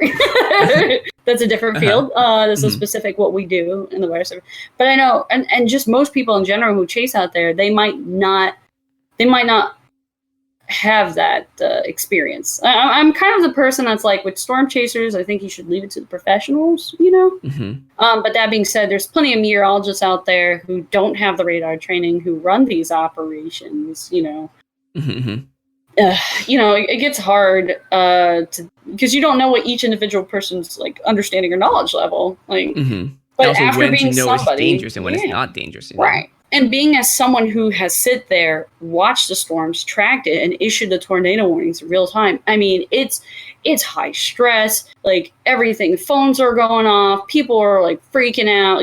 Like there's calls going on left and right. Phones are off the hook. Data's coming in too slow. And you're just sitting there waiting. Like, do I pull the trigger yet? Do I pull the trigger yet? Did I pull the? And you're sitting there and you're waiting for the next scan. Then you get a call, tornado. Like you're like, oh shit, let me warn. And it's. Our average is like 13 minutes. So I think if somebody knows what they're doing, like, and they actually know what they're doing, okay. If you're doing it scientifically and studying, I'm cool with that. And I I'm okay with people who don't mind going out and chasing too if they have that knowledge and background, and they want good shots and things like that. Or at least they're working with other people who know, or they have an actual understanding and knowledge of and have the access to radar and satellite in real time and be able to look at this. It is a different animal though, chasing. You learn about all these things in the textbooks, and when you're out there in the storm, you can actually see these things come to life, and it's light bulbs click, and it's really cool. Does it feel much bigger when you see real life? It's not how because movies cool, but then once you're there, it's shoot, and it's pure just electricity and chills. It's amazing. I can't describe the feeling. Does it make you feel very small? Suddenly you feel wow, I am so insignificant. I could, Yeah, that's a good way to put it. Keep it more humble. I feel like. Oh man, it's beautiful. It's living in Kansas, even though living in Kansas was. And as you said, the electron in the air is different. So then you can literally feel the air heat, feels different. It's. You feel the downburst as you just hear this wall of wind hit you, and you're just like, whoa! It's just such a sensory overload. It's an adrenaline kick. I want to experience it someday. It's so cool. Not too dangerous manner. Well, it's funny. Yeah, it was funny because we had a vehicle we were pimping out, to try for chasing and stuff, and every time that there would be storms in the area, I got called. So I would go into and issue tours, And some people are like, let's just go out and look. And I'm like, no, you don't go without me. All right. I have to be with you. Yeah. And as actually someone in chat also asked something similar to what I'm asking. There's a few different names and different things, and I maybe need your help to clarify and help me with the classification, or my son don't. But what are the difference between tornado, hurricane, typhoon, twister, or what are all Are okay. All different things? Are they the same thing? We'll start with hurricane because that's more of a bigger scale thing. A hurricane is a stage of a tropical cyclone. Okay. So the default term is tropical cyclone. When you hear tropical cyclone, it could refer to a tropical disturbance, a tropical storm, or hurricane. When it says tropical, because it has to be in a tropical area? Yes, they're formed in the tropics. That's why they're called that. Okay, okay, just making sure. Pretty much. Yeah. So do you not see hurricane in any non-tropical area then? Okay. Technically, yes. Some winter storms, see, this is where I get they're called extratropical cyclones. So you get these big, monstrous winter storms that kind of are the shape of a hurricane. So those are extratropical cyclones. But those are not handled actually by the National Hurricane Center. Those are handled by what we call the WPC, the Water Prediction Center, because they're usually hydrometeor makers, water makers. Rain and ice and snow. They're a different department. So rectangle situation are all hurricane, cyclone, or cyclone is just all kind of. Yeah, and also typhoon is what they use instead of hurricane. Yeah, for the Pacific. So it's a different term. It's the hurricane and typhoon are the same. It's just a stage, higher stage of a storm. So you don't have a hurricane in Pacific, you have a typhoon. Gotcha. No, because I'm from Hong Kong, so we get typhoon warnings, but never hurricane. So I'm I wonder. There you go. Thank you. Yep, exactly. So we have the National Hurricane Center, which handles the Atlantic coast, the Atlantic and the Eastern Pacific coast. And then we have here, which I'm actually literally right across the street from, the Joint Typhoon Warning Center, which is the military base one. And we also have the Central Pacific Hurricane Center, which is co-located on the campus. And I've been going there and working with those meteorologists as well. So I'm the guy, I guess that's what I should tell you now, is now that I'm not doing all the little forecasting and stuff anymore, now I'm the face, I'm the message, I'm the person that you call to deal with the media and the, politicians, senators, Republican heads of military. I'm that person now. I'm the front line you're going to see on national news if shit goes down. do they want to get you to say something other than what you want? Do they want to maybe the city want hey, would you say this is a blank situation, we should be what? Because we're talking about COVID-19 too, right? Yeah. But I'm like, okay, that's so my they want to life call right now. they Yeah. want to call a state of emergency so we can get grants and all the stuff. So I feel like there could be a pressure on you to like, hey, would you rather calling this blank so it would sound more dangerous or less dangerous or whatever to. Fortunately, we have very black and white terms. Warning, watch, advisories. That's what we do. Warning, watch, advisories. They're a set thing. If you call me and say, Liz, what should I do? What should I evacuate? I cannot tell you that. I am liable to be sued if I tell someone to evacuate. Then nothing happens. You know what I mean? Like, I could get us in trouble. So I have to be. I can't even tell them. I can't. I can give my recommendation on what you should do, and I can be as honest as I can with it. And that's a big thing too. Is the hard part about being a nerd. The problem with nerds, for the most part, is we don't have the best people skills.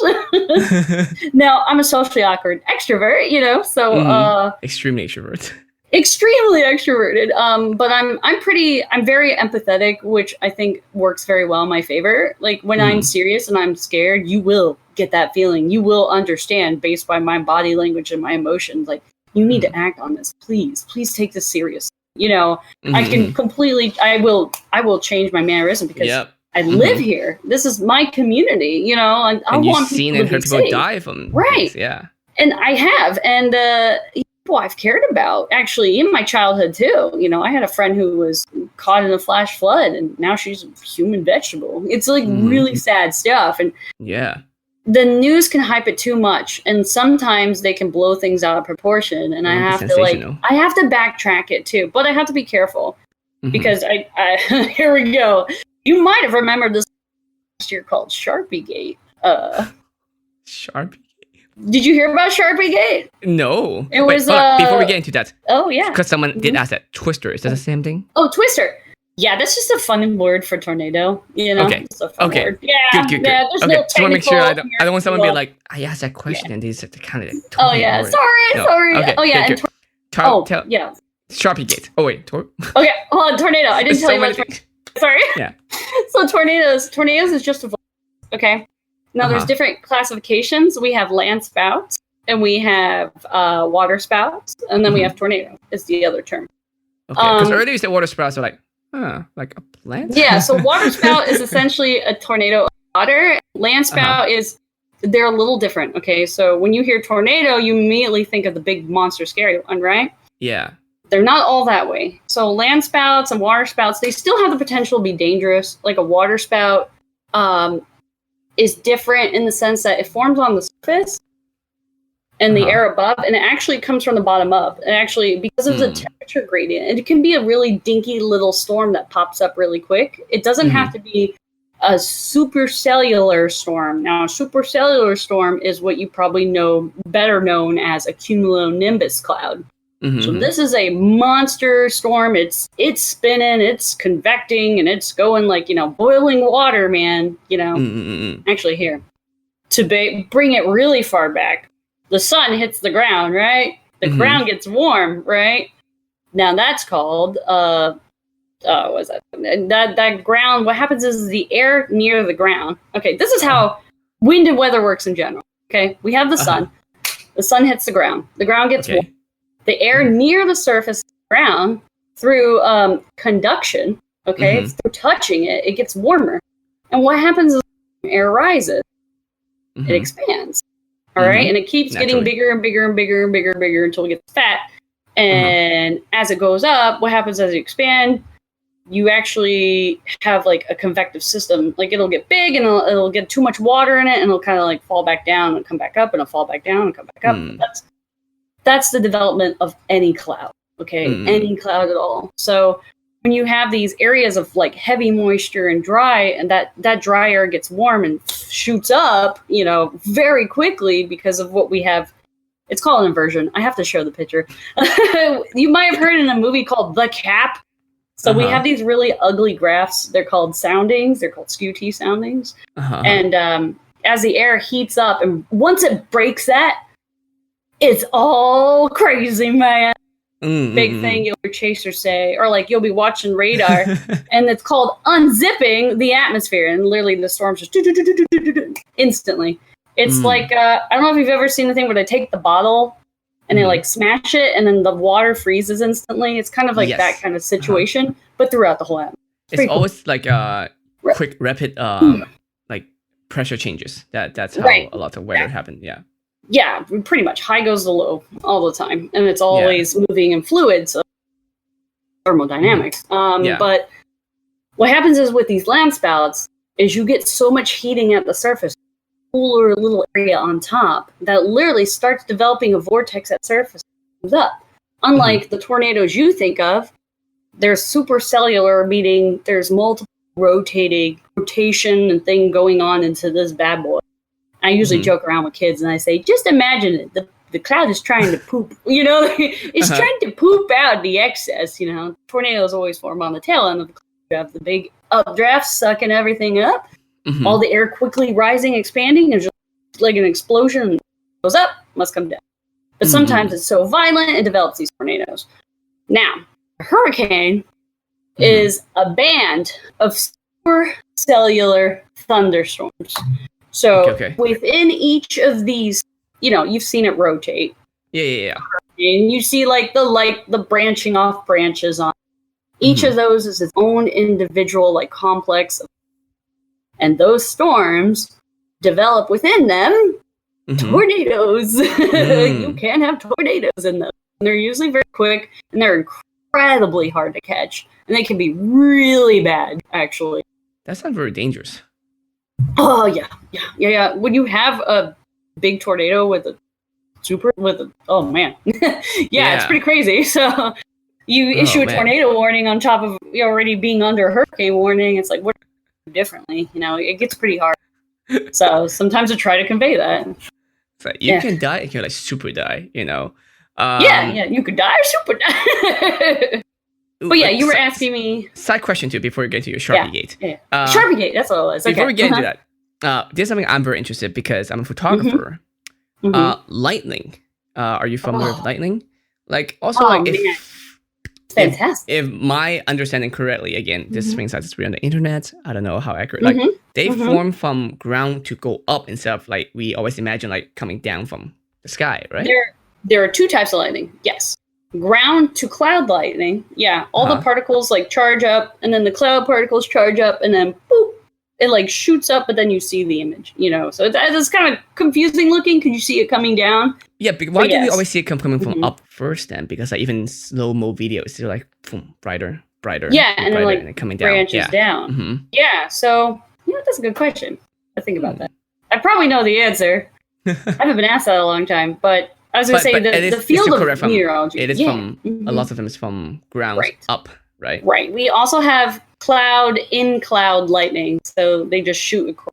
That's why you have those electrical storms where you never actually see a strike come down, but the storm How likely is an airplane gonna so the big thing that messes, I was about to say another word, that messes up airplanes, microbursts. So the thing about, you have all this air rapidly shooting up in thunderstorms. Plane does not want to go into that, you know what I mean? So they will avoid the most severe ones. The ones that, when we issue a severe thunderstorm warning, that means we're expecting at least an inch of hail or winds up to, oh God, someone's going to kill me, 58 miles per hour? No, 68 miles per hour. Oh, I got to look it up. I always get knots. It's knots and miles per hour. I always get confused. So, but yeah, with the 68 miles per hour? 80 miles? I got to think about it. I'll come back to it. But you don't want a plane experiencing that, okay? You don't want a plane getting hit by one, So, actually coming out here, it's a little bit different from other regions because they're so small in comparison to Central region or Eastern region, The HFO, the Honolulu forecast, they also issue these things called SIGMETs and AirMets, and those are literally portions of the air, and they mark them off because either they have too much turbulence developing just from natural day-to-day things, also severe thunderstorms, and also icing, which could take a plane down. So those are the three things that they issue SIGMETs and AirMets for out here. And those are planes will have to fly around them. There's no ands if or buts. There's no going over them. Do they usually know it ahead of time before the flights, or they were like in the air and they're like, oh, they can see the radar? Well, I have a friend that's a pilot, and he's a good pilot, so he works for. He always checks the weather. I mean, you're supposed to. Mm-hmm. They do hire people, but what the Weather Service calls that unit of forecasters is usually the CWSU, the Center Weather Service Unit. And they usually work very closely, hand in hand, with their local FAA and their local airports and things like that.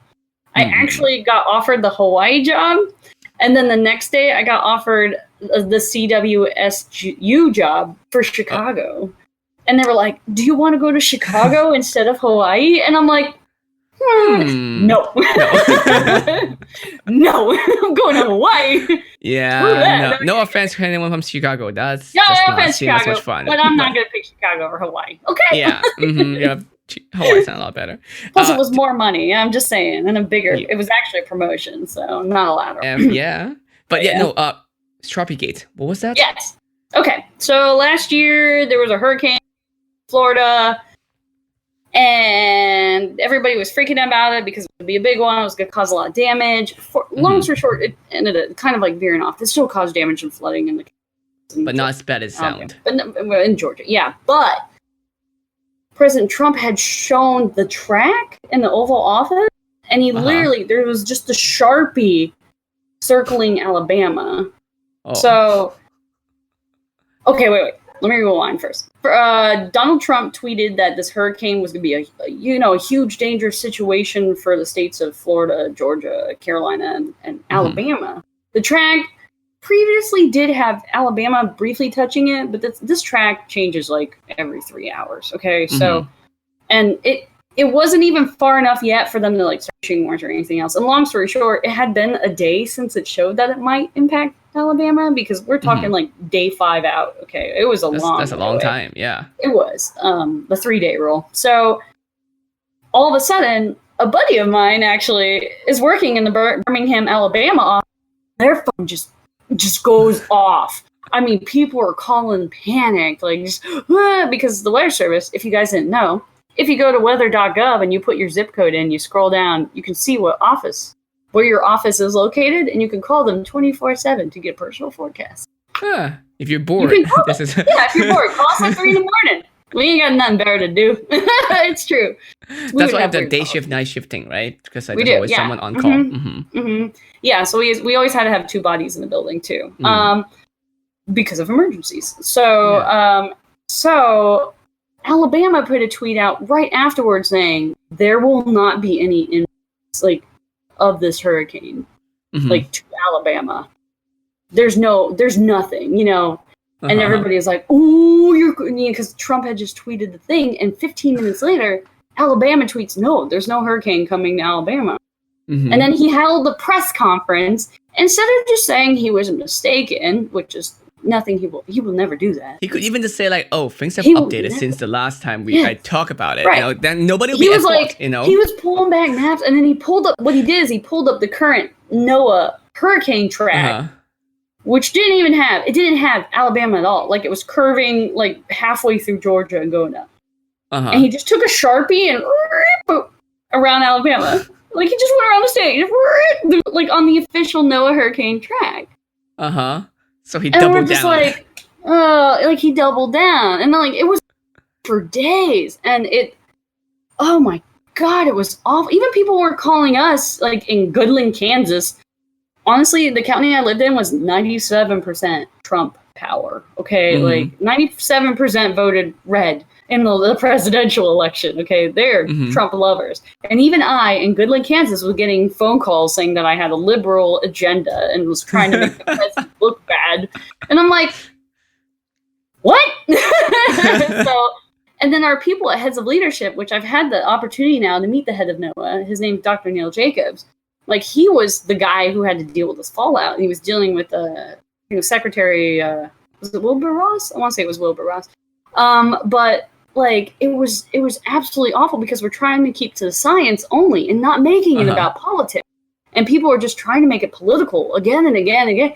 And the people and then people within the Weather Service were like, there's good, half of the country doesn't like Trump. So, they were pissed that Neil Jacobs was coming out with a statement, Noah released a statement saying, previously it did have this track, and there was a mistake made, and then the letter was rescinded, and then somebody else got in trouble, and then there was this thing, we had our National Weather Association conference, which is only for operational meteorologists, not really too much research. Well, I mean, there's still research people, but it was packed with freaking news media because the week after, nobody knew what presentation does. Yeah, weather drama. Can we get a statement?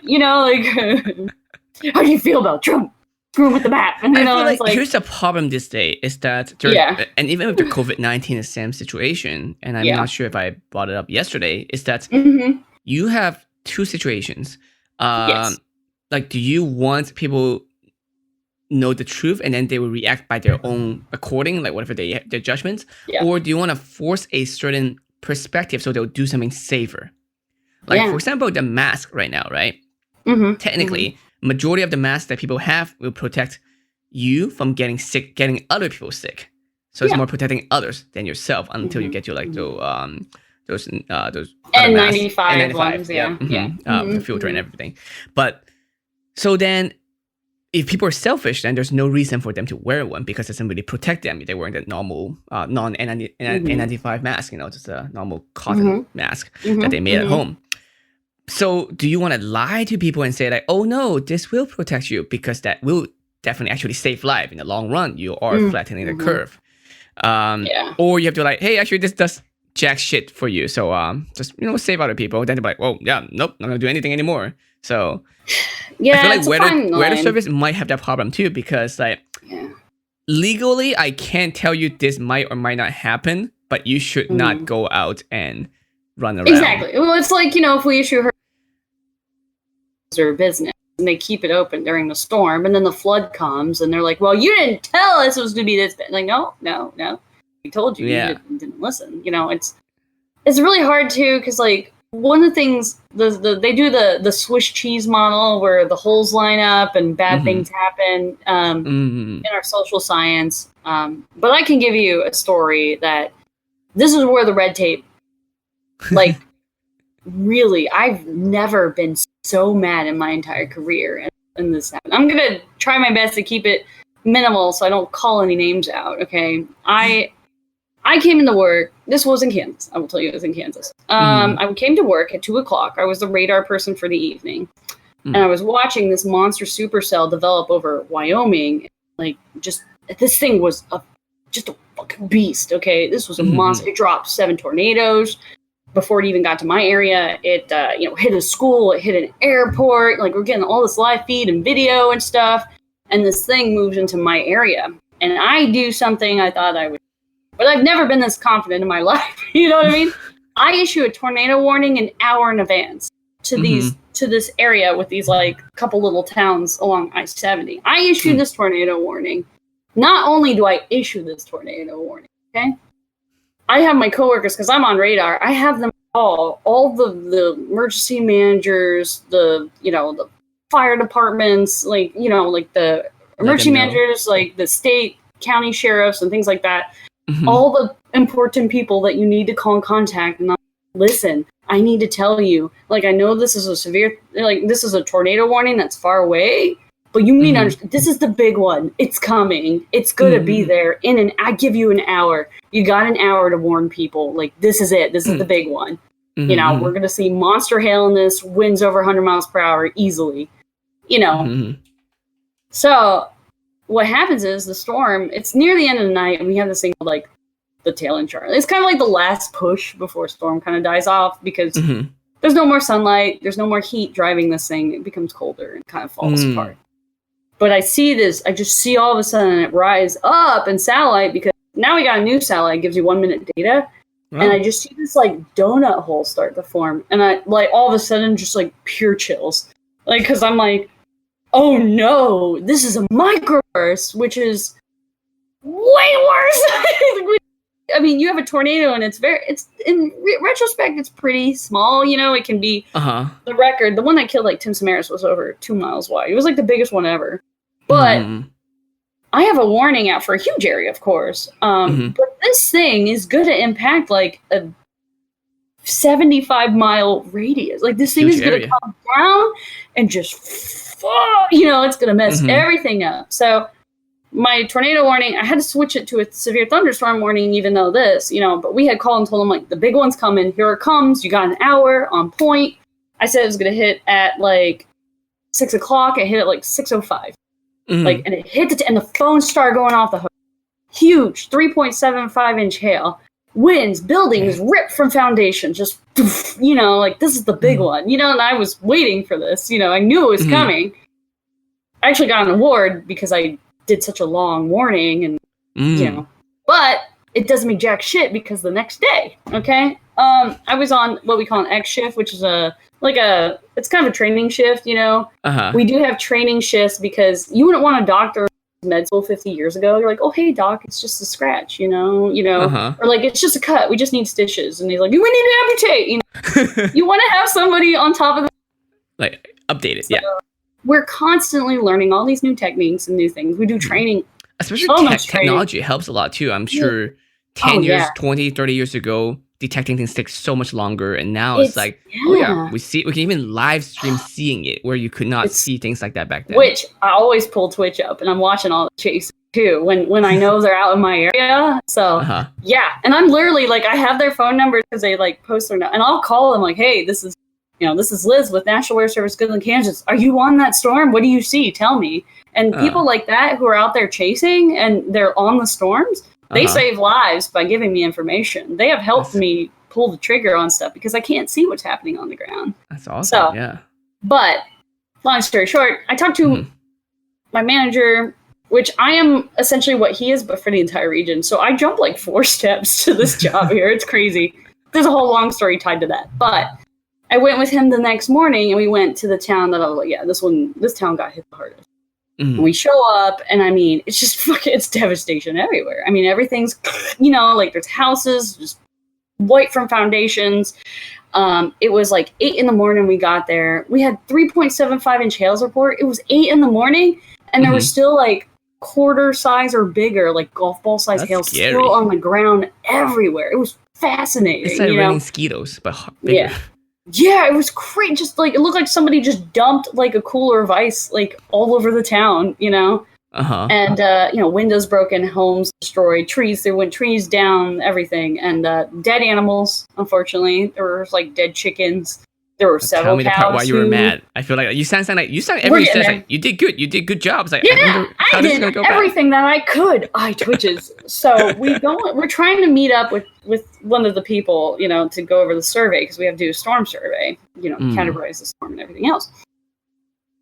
And we walk into this little gas station, or my manager walks in. He's like, Liz, can you get some pictures of the post office? Like the AC unit was like ripped off and hanging and like a hole in the roof. And I'm like, oh, cool pictures, you know, like whatever.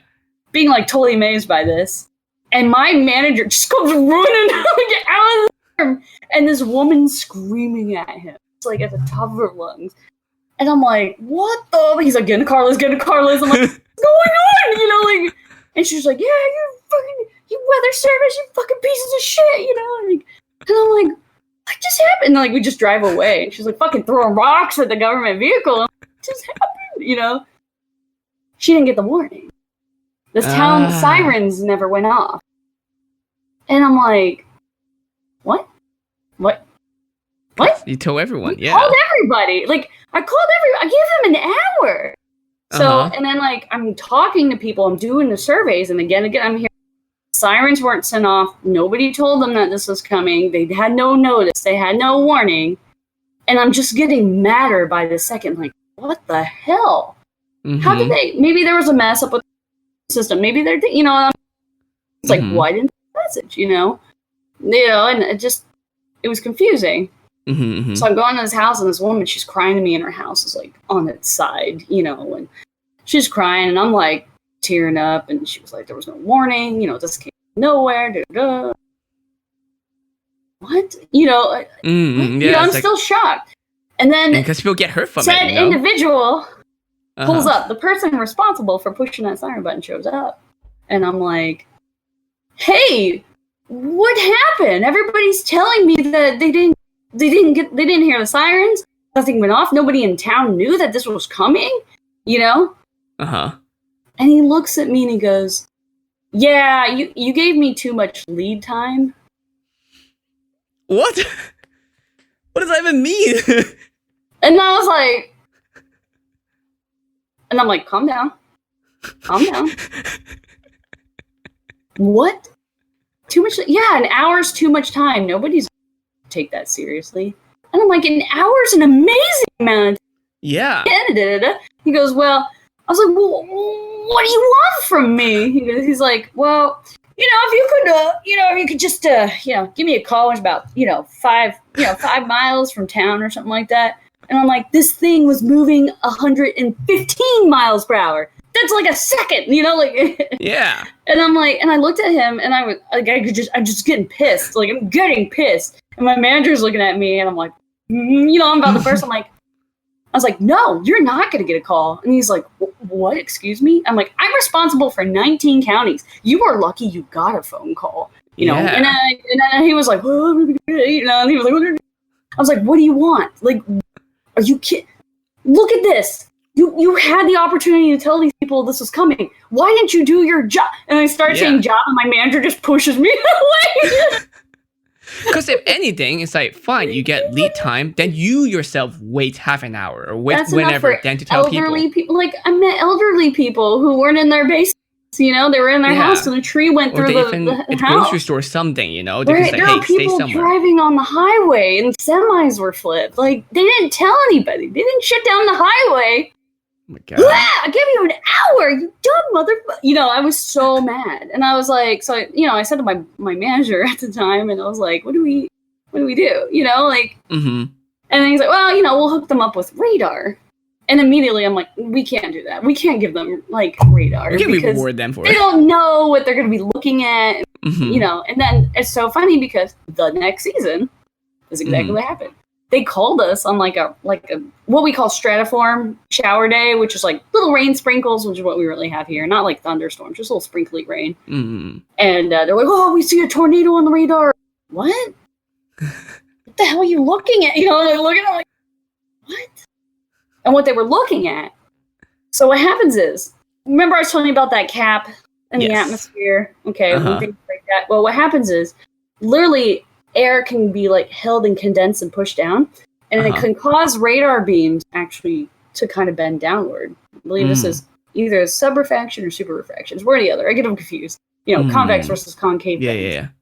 And when it does, we get these false tornado signatures because of cars driving on the. Oh. So it's a clear day, and we get a little. The radar does not detect tornadoes. People detect tornadoes.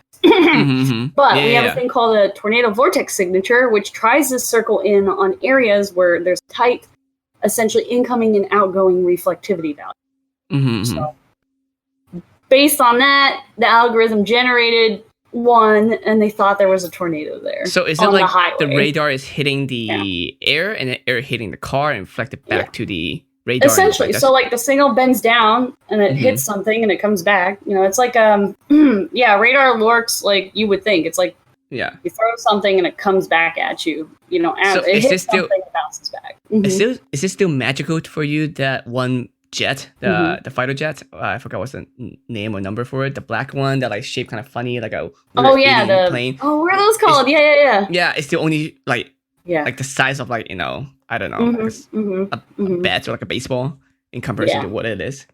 Yeah, I usually don't see planes, but when we do have that subrefraction, we can see cars on the highway. We can see birds migrating. We can see swarms of locusts, and we can actually see. It was cool in Key West because you could actually see the cruise ships coming in. And every 5 minutes again, it was like boop, boop, boop. It was pretty cool.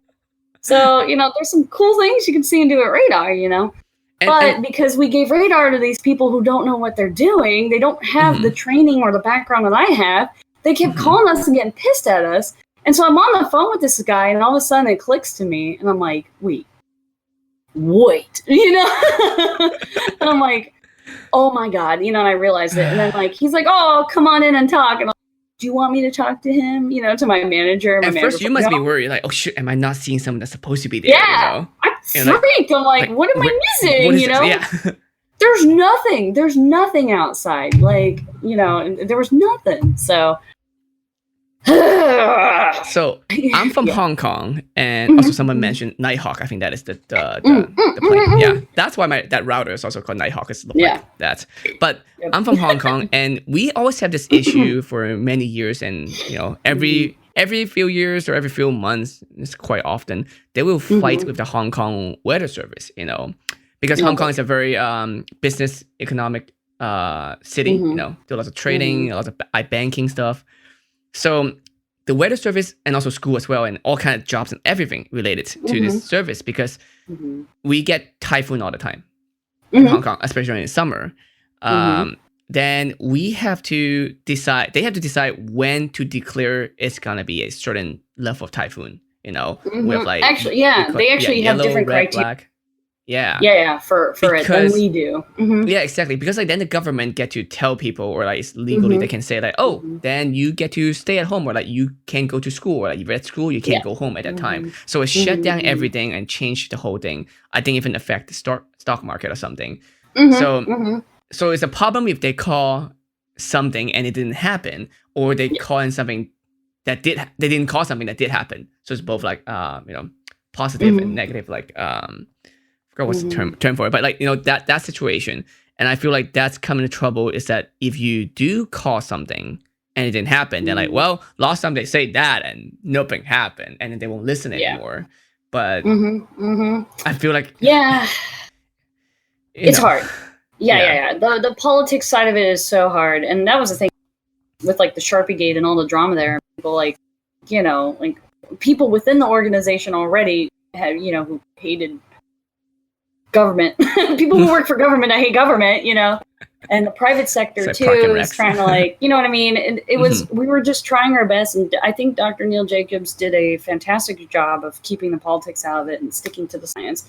But at the same time, like at the end of when we had all the there, the head of the weather service, Dr. Louis Leaney, he was like, they did nothing wrong. They did their job. There was no malintent. And we kind of left it at that. And people are like, oh, weather service says that Trump was wrong. Spin it really bad, like way too much. I'm like, that's not what he said. He said that we did nothing wrong. We were doing our job. We were trying to defend this information. There was no attack. There was no mention of the president at all, But it's like with Fauci right now. Like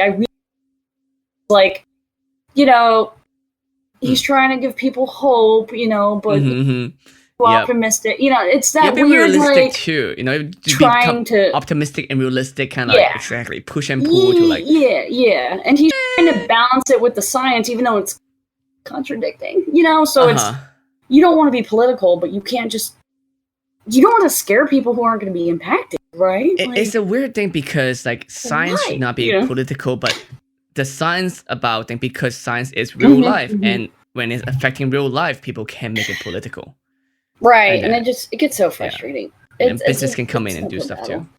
Right, and it's funny too, because like I've had so many times where I've given and and afterward, I'm like, yeah, I'm a federal employee, no one's and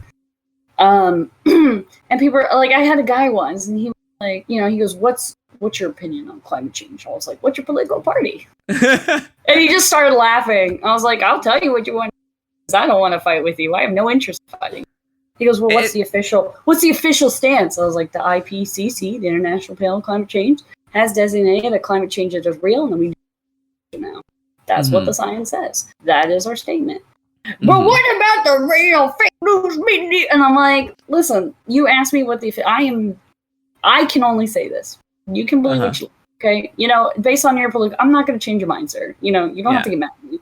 And I was like, I was really just kind of empathetic. Like, I'm a meteorologist, I'm not a climatologist who studied climate for millions of years, but cough, cough, if you just look at it, I mean, it's so obvious. But I mean, Yeah. But to that gentleman, I was like, I'm really trying my best here. I can't. And it's hard because I when can't it fight comes with you to on this. when it comes to 'Cause there's no climate point. change, exactly, it's like kind of like fighting with people on the internet, on Twitter war, or like even Screaming in in video a games. room with no people. Yeah. Yeah, exactly. Like there's no point for you to keep on because they don't Yes. want information. They just want to be right, and more importantly, they Right. want you to be wrong, and that is Right. not a discussion. Exactly. And it's like, Yeah. this is what the science says. I go, Mm-hmm. like, I know I'm not going to change your mind. I mean, if you Mm-hmm. really want to research it and study, go get a degree in meteorology Mm-hmm. and do the study yourself. If you want to do Yeah. all your power, man, and Mm-hmm. it was just kind of like, and after, I was very nice and very respectful in the way I said it. And afterward, he was like, "You're one of the good ones. You're one of the good feds." Like federal employees get a bad rap.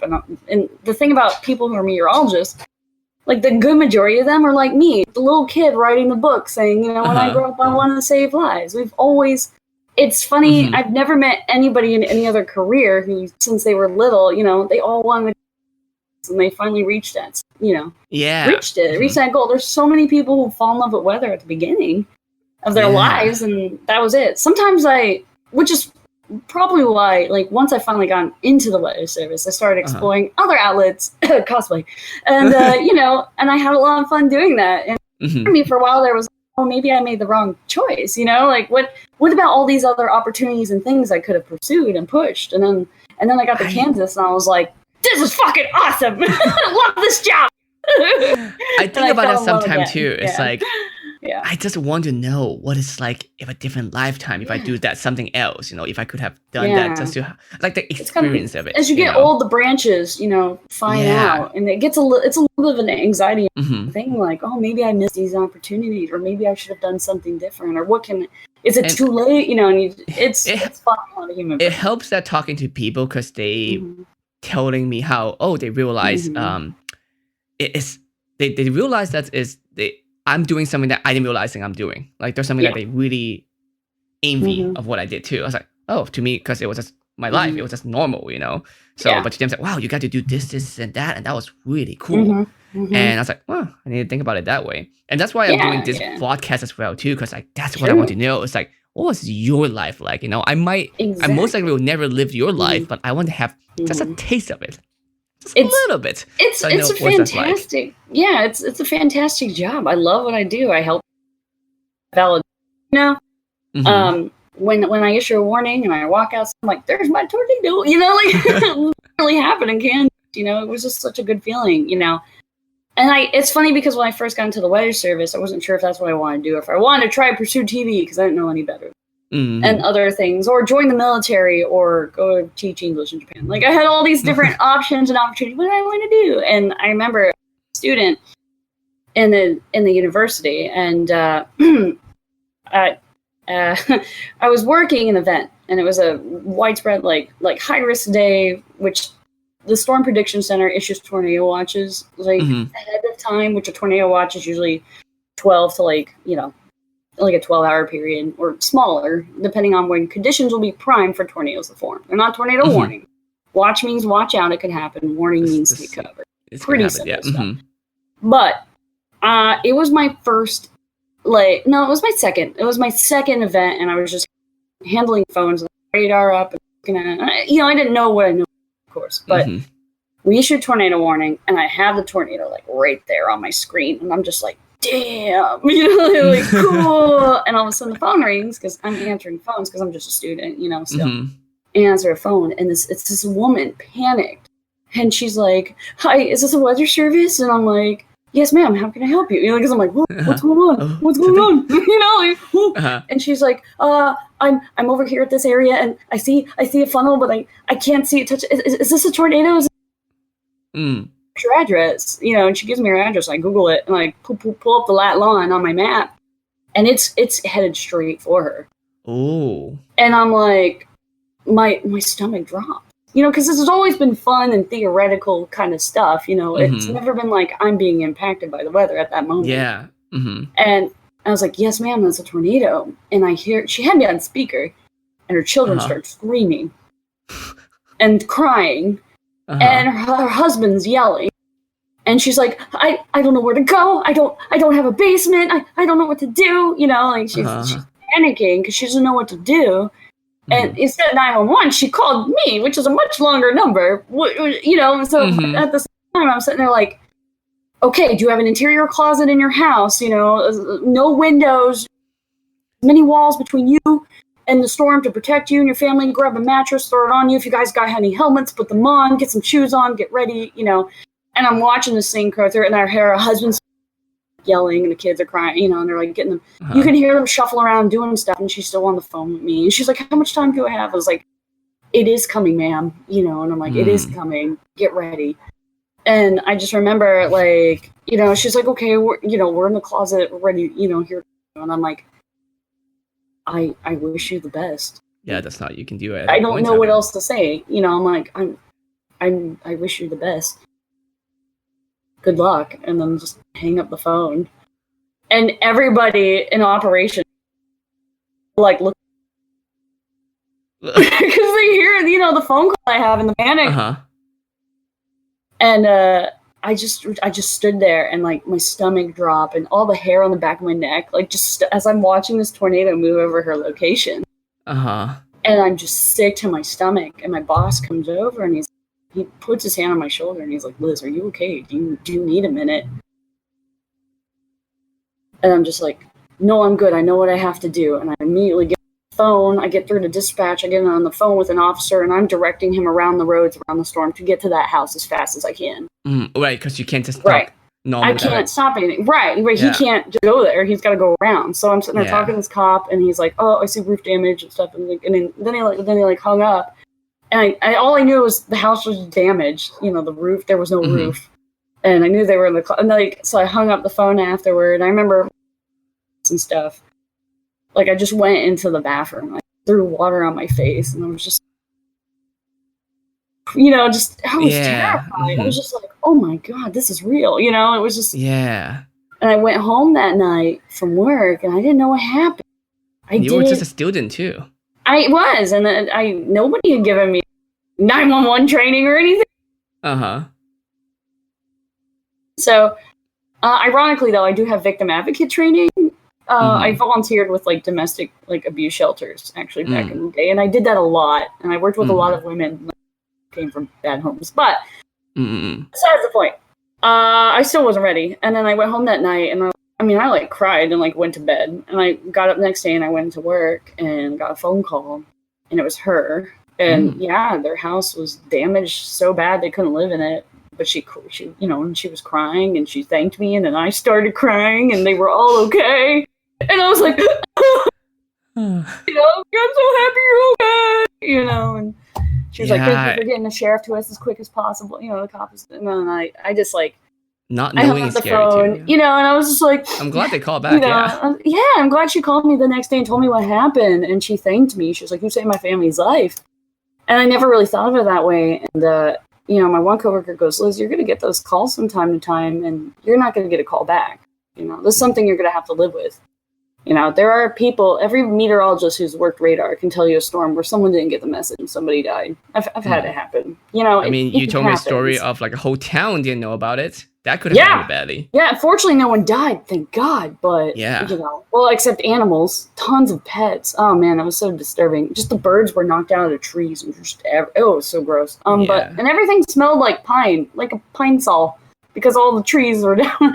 Yeah, there was like something. I was like, whoa! It's like somebody just shoved pine trees off my nose. You know, but yeah, and you know, I had that moment, and it was like.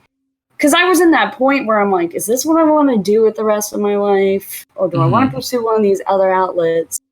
And after that experience, it was just kind of this eye-opening, like, it wasn't a good experience, it wasn't a bad experience, but it was one that I needed to give me the validation that to know what you're getting yourself into. Yeah, for my whole life. This is what I've dreamed of. This is what I've wanted to do. This is the right choice. And it was in that moment. And I'm grateful for it. And I'm glad it all turned out okay. But damn. That was a hard way to learn, you know? A hard way and a quick way to like, bam, you're in it now. What do you think? Congratulations. Yeah. So. Wow. That was an amazing story.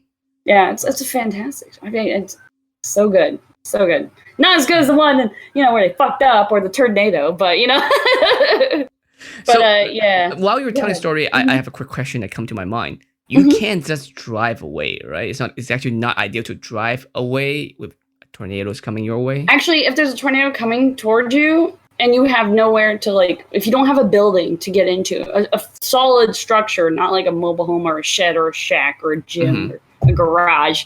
If you don't have, we always tell people, first off and foremost, get to a solid building. If you can't and you have no other option, you got to come in, just look at the way it's traveling and go 90 degrees the opposite way. It's hard to tell, right? Especially if it's coming your way, then it's hard to tell because you don't see it coming this way because it's huge. Yeah. Out in the Midwest, it's a lot easier for people because there's nothing and you can see for miles. True. But if you're in a town and here it's coming at you, if it's about to hit you, we actually tell people it's safer to go lay down in the ditch. You have a better chance of surviving. But honestly, at that point, it's good luck. I'm not going to lie. I mean, it's not going to be like Twister. You throw a fucking belt on a thing. You're like, you ride out the tornado. No, you're going to get sandblasted. You're going to, it's also going to be bad. I think I read this too. You also will get hurt more likely because of something else that caught and then hit you. That's what people usually die of is blunt force trauma. Yeah. So and then that was another thing too is people will be on highways and they'll drive under overpasses, and we tell people don't ever do that. That is a terrible idea because people will shelter on one side, but a tornado is spinning, you're going to get hit with the opposite side as it goes through, and it actually creates a vacuum and it sucks people up and rocks and cars and crushes people. So we always tell people don't go park under an underpass, But if you can drive an out, fuck, by all means, go for it, man. But if nope, this is catching up on me, I have nowhere to go. It's up to you. You know what I mean? Don't stay in the car. It will be picked up and it will be thrown. At least if you lay on the ground, you're closer to the ground for a chance. So, but hopefully people don't ever get put in that situation. So. Usually, hopefully people are smarter these days, but then you always get people who don't listen. It's worse that they don't listen than they're dumb. If they're dumb, I'm like, bless your hearts. But if they don't listen, it's so frustrating. It's so frustrating because I'm here trying to save your life, and you're like, this is not real. I can brave this. Yeah. You have those dad memes tornado's coming. Time to cut the grass. Let's go hang out outside, But no, I actually, and lightning, people don't really take lightning. Kill people pretty easily, especially that's the number one water related weather fatality is lightning. Actually, a good question, or a good question for everybody. What is the number one weather killer? What weather related thing kills people the most? What would you guess? I don't know. Had to guess. Yeah, if I have to guess, weather related. Oh, I don't know, cause so my option. I'm even thinking about what are my options, right? If you talk about rain, that's just water. Hail is a stronger water but harder, like rock. You got snow, which seem kind of peaceful-ish feeling. I mean, it's not pretty, but it's I've walked in a blizzard. It sucks. It sucks. Oh, it definitely sucks. But it's not bad. But as long as you don't get hit by anything in it. Yeah, exactly. I don't know. Is it gonna be? Does tsunami count? I mean, yeah, tsunami counts as a weather related. Sure, that does kill a ton of people. Yeah, when big tsunamis come, they do. But for the United States, the number one weather killer, you had to guess one thing. What would you say? You got lightning, you got hurricanes, you got flooding, you got fire weather, you got dust storms, you got winter, you got severe thunderstorms as well, with hail, wind damage, things like that. What would you guess? Is it not flooding? I feel like it might be flooding. It is flooding. It is flooding. Oh, shoot. Yeah. I try not to guess lightning because I thought you were going to hinting lightning, but oh, no. But, it's flooding. No, why? It's flooding. Yeah. So, because people, the number one thing that they do is they drive into it. They'll see the road. They'll see the road, flooded because there's water on top. And they'll drive into it, but the concrete has washed away underneath, and you can't see there's no road there anymore.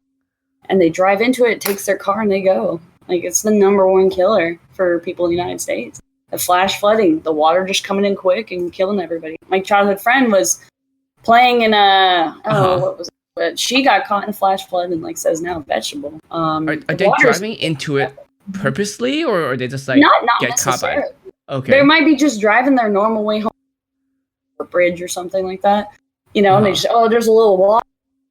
Can't see underneath that. There's this like huge gap. You know, I have a whole presentation of videos that I do for people about flooding because it did hit me personally. You know, with a friend who they were playing in like a storm drain and the water started picking up, and I finally got the story many years later what happened to my friend. Her and another girl, they were in North Carolina for the summer. Like, she wanted to be near. We grew up too. Like, we hung out as kids. And it was really sad. So what happened was they were playing in the storm drain, and the rain, it was a thunderstorm, and the water just started coming faster and faster. And they thought it was funny. They were sitting there and they like lifted themselves up, and the water would move them a little bit. And then the water just came in quick, and they couldn't get up. They couldn't get out of the water, and it just took them. You know, and what happened then was, you know, they literally just got stuck in like this like sewage system. And when they found her, she had held her. She was not only does like water. We'll get to this awful part in a second, but she had held her breath so long, her lungs like imploded, and she was vegetable. And that's a big thing too with tsunamis is people hold their breath, and that they can. It happens a lot. But water, most people they don't know is. When we did the tsunami training, they don't usually show all the bodies on the beach because the water's so powerful, it washes off the clothes. So these people were found generally naked, like thousands of people along a beach in like Thailand. You know, like I had to do some training on it, and I was like, just so you know, there might be naked dead people. And I'm like, you know, I never knew. People don't think about, but and of course in movie dramatization you still don't see like you see people die, but you won't see like naked people dying on the water can be so powerful it could rip off like stuff like and that. That would definitely collapse your lung too, even if you're not holding your breath. And that being said too, like imagine to the bottom how you have to pop your ears. Some people get hit by that pressure so quickly they pass out and drown. So you're lucky if you pass out from the pressure. I feel like if you pass out, it seems to be a more like peaceful way to like, I didn't know what happened, you know. Well, the pressure, versus, you know, slowly trying to. I feel like drowning, like hanging yourself, like those kind of death, like, that's a long time. Like, it's a long time of dying. So we have these slogans with the wire service. We try to teach people: turn around, don't drown. If you see a flooded roadway, don't. If you can't see the bottom of it, don't drive into it. Turn around and go the other way. You don't know how it's leading. The bridge could be washed out underneath. The road could be washed out underneath.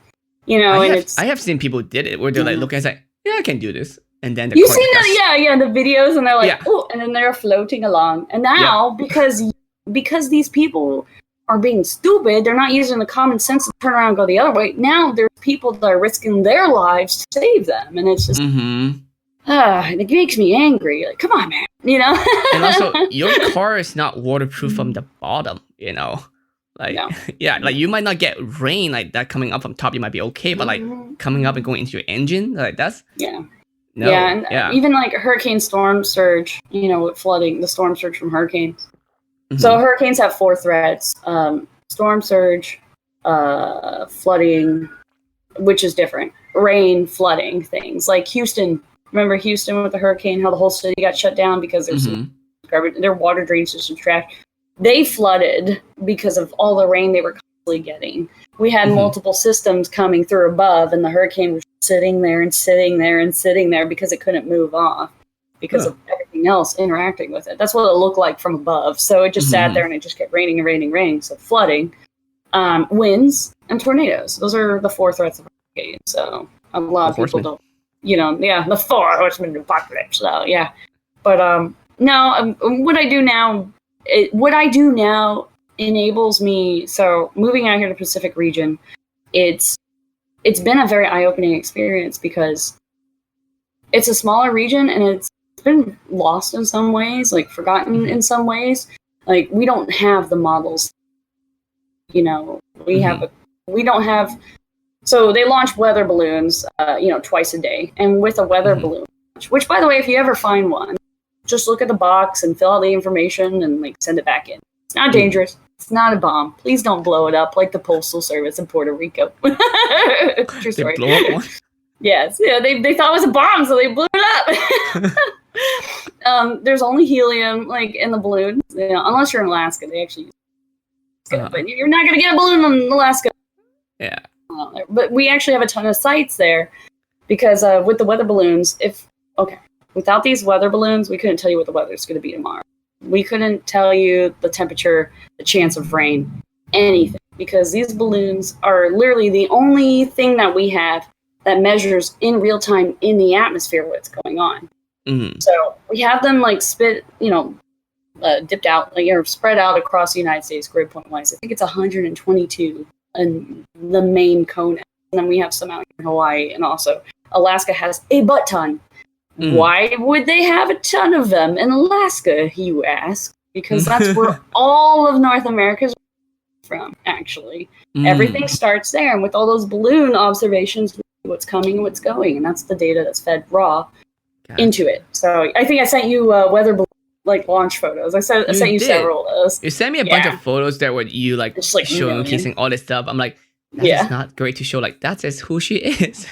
That's who she is. Did you put yeah. But yeah, I'll try to include some like in the video, like the YouTube one. I find it done with this. Yeah. Awesome. For sure. No, the balloons are cool. They actually they're launched around the world at the same time. 0 and 12Z. Everybody. So while somebody's launching in Florida, somebody's launching in Japan or Thailand. Interesting. Or I didn't Africa. know that. The entire scientific, they launch them at those 2 times.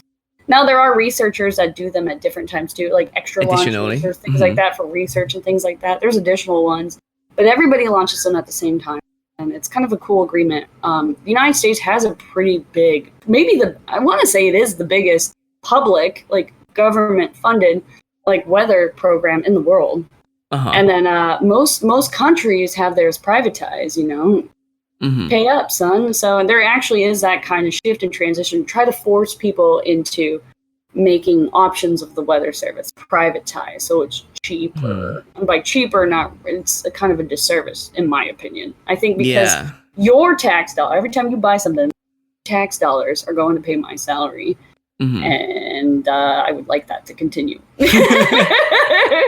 I kid, but you got people in here. And also, you don't want people to just mainly just for profits, for something that could save lives, Exactly. It's because you got to the EpiPen situation, Exactly. Exactly. So, don't at me, okay? It's good for innovation, but at the same time, it could be dangerous for things that is very life endangering. Right. And plus, that being said, too, the amount of schooling and time and effort goes in. You gotta pay these people. And that being said, if I mess up a forecast and it goes to shit, somebody gets hurt, I don't get sued. It's not a perfect science. I have missed tornadoes. I have, and trust me, you have no idea how pissed I get when I do. Like, you'll just get this tiny signature, and you're like, I don't know if that... And then you get the call, like, 2 days later that there was a tornado that hit something, and you're like, damn it, So it's one of those things where we're not... What do you think is worse between the two, where you are reporting something, but then it false positive, like reporting something, but it didn't happen? Or is it like you did not report something because you don't think that's a thing? Which thing do you think is worse? I think missing something's way worse. For sure. Like I said, when I went to, my better half's parents' house, it was all over the news. Like, we were there first, and this was months later. And people will always remember your screw-ups. They won't remember the time you nailed the forecast. They're only going to complain when you're wrong or you miss something, and it's really hard to get that across. Like, I love what I do. I want to help you. And we're like, you federal baloney. It's like, just bullshit. It gets really hard sometimes, again, with people in politics. And it's similar to IT people, I feel like. A lot of them are working at home now, too, so they're very understanding it. It's that's like, when things are working well, you won't be like, good job, things are working well, because you just assume that's how life is supposed to be. But when things don't work well, they're like, oh my God, how dare you, They're on your ass, man. Like, yeah. It's like, actually, I started in the wire service as an IT And then they switched me over to meteorologist, actually. Funny I story used to there. work in Silicon Valley, and then of course when I'm doing my job perfectly, nobody know I'm doing my job. But then when I leave, they have to use 3 people to replace me. Right. And that being said, too, can you imagine a private weather enterprise where you're fired? Like, there's no livelihood. There's no passion. There's no love anymore. You know, weather service is a very rewarding job, and anybody who is interested in getting into weather, I meet so many people who are like, "Oh, I always wanted to be a meteorologist in my group." I always get that all the time. So many weather weenies, you know. That's what we call ourselves, the weather weenies. But it's a hard degree. I'm not going to bullshit anybody here when I say that. Like, it was the 3rd hardest major at Florida State University at the time. First, chemical engineering, second, music, and then third was meteorology. I remember at our orientation, there was like 200 of us, and they're like, 20 to 40 of you will actually graduate. And there was like 30 of us in my graduating class out of the 200 that started. Like, it's brutally hard with the math, but I bet. I loved math. Like, I was the president of the Math Honor Society in high school. I was a National Honor Society. You know, was the fucking president of the chess club. Okay, at prom. You're like full such nerd a nerd, super nerd. You know, so I always loved math because math was easy to me. I had a strong foundation I could build up on it. So when I got into meteorology, everybody was like, "Oh God, the math, no!" And I was like, "Sweet," you know. And then I got to the theoretical brain thinking side of it, and I was like, "What the fuck?" You know, I was like, "I don't get it." Dan, you know, I had a hard time, and it's funny. I remember, like, I was trying to forecast fog, and I couldn't get it right. So then, like, my manager says, "Liz, I'm gonna give you a paper, okay?" And I'm like, "Okay," you know, because I was doing a bad job. I was terrible at forecasting fog, and it was like every day, and I just couldn't wrap it around my head. And he gave me this technical math paper on forecasting fog with like triple integrals and like differential equations. And, oh, and then I was then click. I was like, "Oh, I get it now." You know, it's funny how I have that like logical brain. Yeah. I'm like, I do have the creative side too, where I like drawing. And I mean, here's the thing. I met you through cosplay. I mean, even before this today, I mean, I know you do something with like meteorology or like something about weather in the sky. That's it. That's my extensive of what I know about you. You know, And you know, as many cosplay, we're all very creative and we do a lot of cool, awesome things. And a lot of them, as we said right in the beginning of the show, there's geek and nerds. A lot of them are geeks and are not nerd. Like I would try to talk to them about like science stuff or especially economic stuff. You know, talking about like even the most basic demand and supplies and how to do like different curves about predicting shutdown points, all this stuff. And I thought they'd be very interested. Most of them don't want to talk. They don't care for it whatsoever. God dang it! You know, like I was really. We want to talk about monetary policy, but I guess we're not. Let's talk about the beauty of a fiat currency. Let's go. You know. But that's not the case. So, but then this is very eye-opening because that you're able to balance both the two things.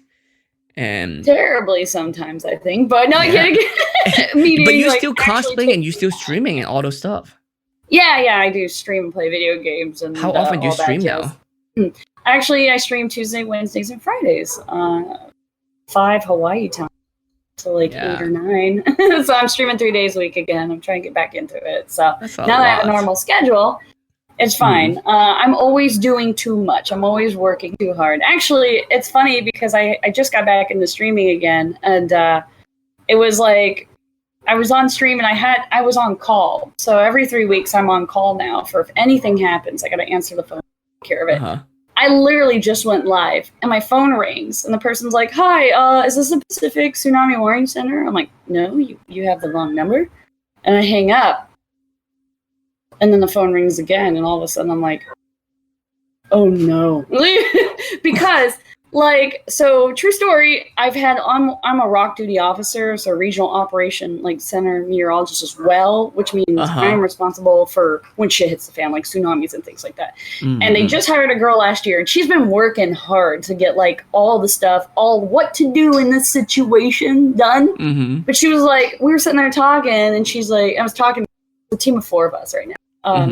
And we're underneath the regional director, then the deputy director, then there's my manager, me and Eric, and Leanne's kind of like offset. So, gotcha.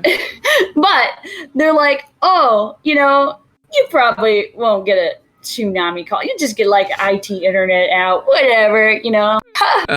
Watch my first phone call be a tsunami. Watch it be a tsunami. And I've had the phone like 3 or 4 times now in my first call, and I'm like, what?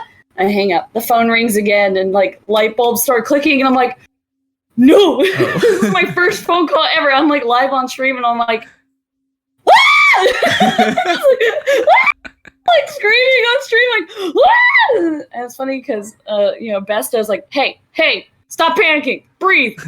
You know what to do. And I'm like answering the phone. I'm like, hello, like, hey, this is real news. We're calling about the tsunami watch. I'm like, what? You know, and then like all of a sudden it clicks, and then all of a sudden I'm like, and then so I try to get onto her thing because she, like I said, she's been writing step by step on what to do, and I don't have it memorized. It's massive, and she doesn't really have any. She did put a couple things down, right? So I get onto like my work like laptop on the Google Drive, and Google Drive is down, and I have nothing. And then the tsunami website's down, and there's nothing. And I'm like, ah! Like I'm freaking out. My manager's calling me, and I'm like bit end stream, you know, and we're talking, and I'm like, oh my god, look, the tsunami website's down, and then we're like calling people, wake it up, DC, because it's like, you know, it's like midnight their time in DC, and we're like, hey, the tsunami site's down, we're in trouble, like, what are we gonna do? And then somebody said, oh, it's working now. And we refresh the page, and it's a white page, and the top like corner, it just says it works now. That sounds like a joke. You know, and I'm like, oh god, no, you know, and I'm freaking out. This is my first one, and I'm like, oh my god. And it's so funny because, like, even though I'm internally freaking out, I'm like cool as a fucking cucumber. I'm like, yes, sir, yeah, yeah, looking at you now, you know, troubleshooting up. I'm playing it cool in my head. I'm like, you know, duck above water. I'm freaking the fuck out because everybody's like, oh yeah, those calls, they're so scary. Wait till you get one. And I'm like, ah, you know. And so the media people, I'm like trying to read them. Like I have access to the statements as they're coming out, and I'm reading to them, and I'm talking to like 5 or 6 different people, and I'm trying to like wake people up and trying to get this stuff troubleshooted. And then I wake up the next morning, and front page Washington Post, you know, NOAA's tsunami.gov website fails in critical moment, and it's like there's the screenshot with the it works now, and I'm just like, oh no, you know, this is so funny. And yeah, my boss was like, Liz, you did a great job. And it was so funny because I just remember like I answered the phone, like it was my final like phone call with one of the TV guys. He was like, oh man, it's so great talking to you, Liz. You know, you've been really calm about it. And I'm like, yeah, and I dropped the phone, and I'm just like, oh, sorry, I dropped the phone. And he just starts laughing. I'm duck above water, sir. He just starts laughing. Yeah, too. But yeah, I have to stay very calm, like normally whenever a crisis situation happens. Mostly because I was conditioned at a very young age. I was born with asthma. Got it from my grandma. Aww. Thank you, birthday gift. So I had to learn to be very, very calm in case of you know, crisis situation, because if I'm getting an asthma attack and if I'm more stressed and start like panicking, I would die really fast. So I have an inhaler too, and I and doing that I was like I did. I totally puffed it. You did the whole. It's true. The classic nerd kind of like. I'm like stereotype. Yeah. It's so true. Yeah. Yep. So, but it was funny. It's just such a weird concept because it's like, asthma. I'm dying. I have to be calm. I'm dying. Yeah. Yes, it's happening. Let's write it up. Yeah. Now that I'm older, I'm in America, stronger. I think also the air in Asia is a bit worse. So yeah, I had a really hard time when I moved to Canada. so dry, and I was allergic to everything there. So it really, I have allergy-induced asthma. So like I got really sick when I was in Kansas. I know what the hell was going on. Oh, it's scary right now for people during COVID-19. It's like, is it asthma? Is it allergy? Or I might be dying. Who knows? Yeah, which, like, I've talked to some people in my former office out there, and they're like, yeah, nobody here's testing. Several of the forecasters gone down and gone to the hospital and stuff, but nobody's testing in Kansas, so there's no, like, diagnosis, and, you know, that's not getting usually reported. Worse in the middle of the country, too. Yeah. Right. They're forgotten, and, like, when I lived in Goodland, I had to hours to see, you know, a doctor and get Starbucks, which is more important, but, I mean, I'm so nice now. Which, actually, since COVID, I always get Starbucks every morning. That was my level of success in life. If I could afford, like, a Starbucks sandwich and a coffee every day, I made it. Yep. And now that we have COVID, I'm like, I hate this. There are people who are not making that kind of money, not even big money too, but just that kind. But they will be like broke and go into debt. I'm like, you're still drinking Starbucks coffees every day? Like, why? Yeah. Why? Addiction, for sure. Yeah. It's a drug. Oh, no, it's true. And then like, because I was in Key West, it was, oh God, it was so expensive, you know, and I was not making enough to live there, honestly. I was like, oh, let me have ramen. And I live in Hawaii. It's like, I've upgraded to a Subway sandwich on the beach. You know, it's like, woohoo, I'm living it up. Make it rain. Not more than $5, so okay, I need that. I guess I'll make it hail. I'll drop pennies. Yeah. The comfortable cost of living out here, I don't make it. It's like $122,000 a year. That's crazy. That's what it should be. That's what a normal being able to do. Fortunately. And this was stupid too, because I feel like you are working for the government. That should be meaning you should make the amount, especially your job is pretty critical and pretty high up too compared to like the new student level, you know? So you shouldn't be you shouldn't be under that kind of like, you know, that wage level. So it's kind of weird. Yeah. When I first started in the weather service in Key West, I started at $35,000, which was brutal because my one bed, 850 square foot pot to piss to live in was $2,000 a month. Oh, I was only making $35,000, so I depended a lot on credit cards and and Besto. I actually, true story, I tutored strippers. For meals in Key West. I did, and I got to hang out with drag queens too, actually, and they taught me how to sew and put makeup on. Can you? So I actually would go to the strip club and tutor all the strippers. Strippers make good money. They do. They were like, you know, girls that weren't. Now, to be real, the girls that weren't snorting it up every night. Oh yeah. You know, that's a problem in Vegas too. Like, a lot of them are actually making good money, but you're just making sure you're not spending it on like drugs or gambling. It's amazing. Like I hung out with a group of girls,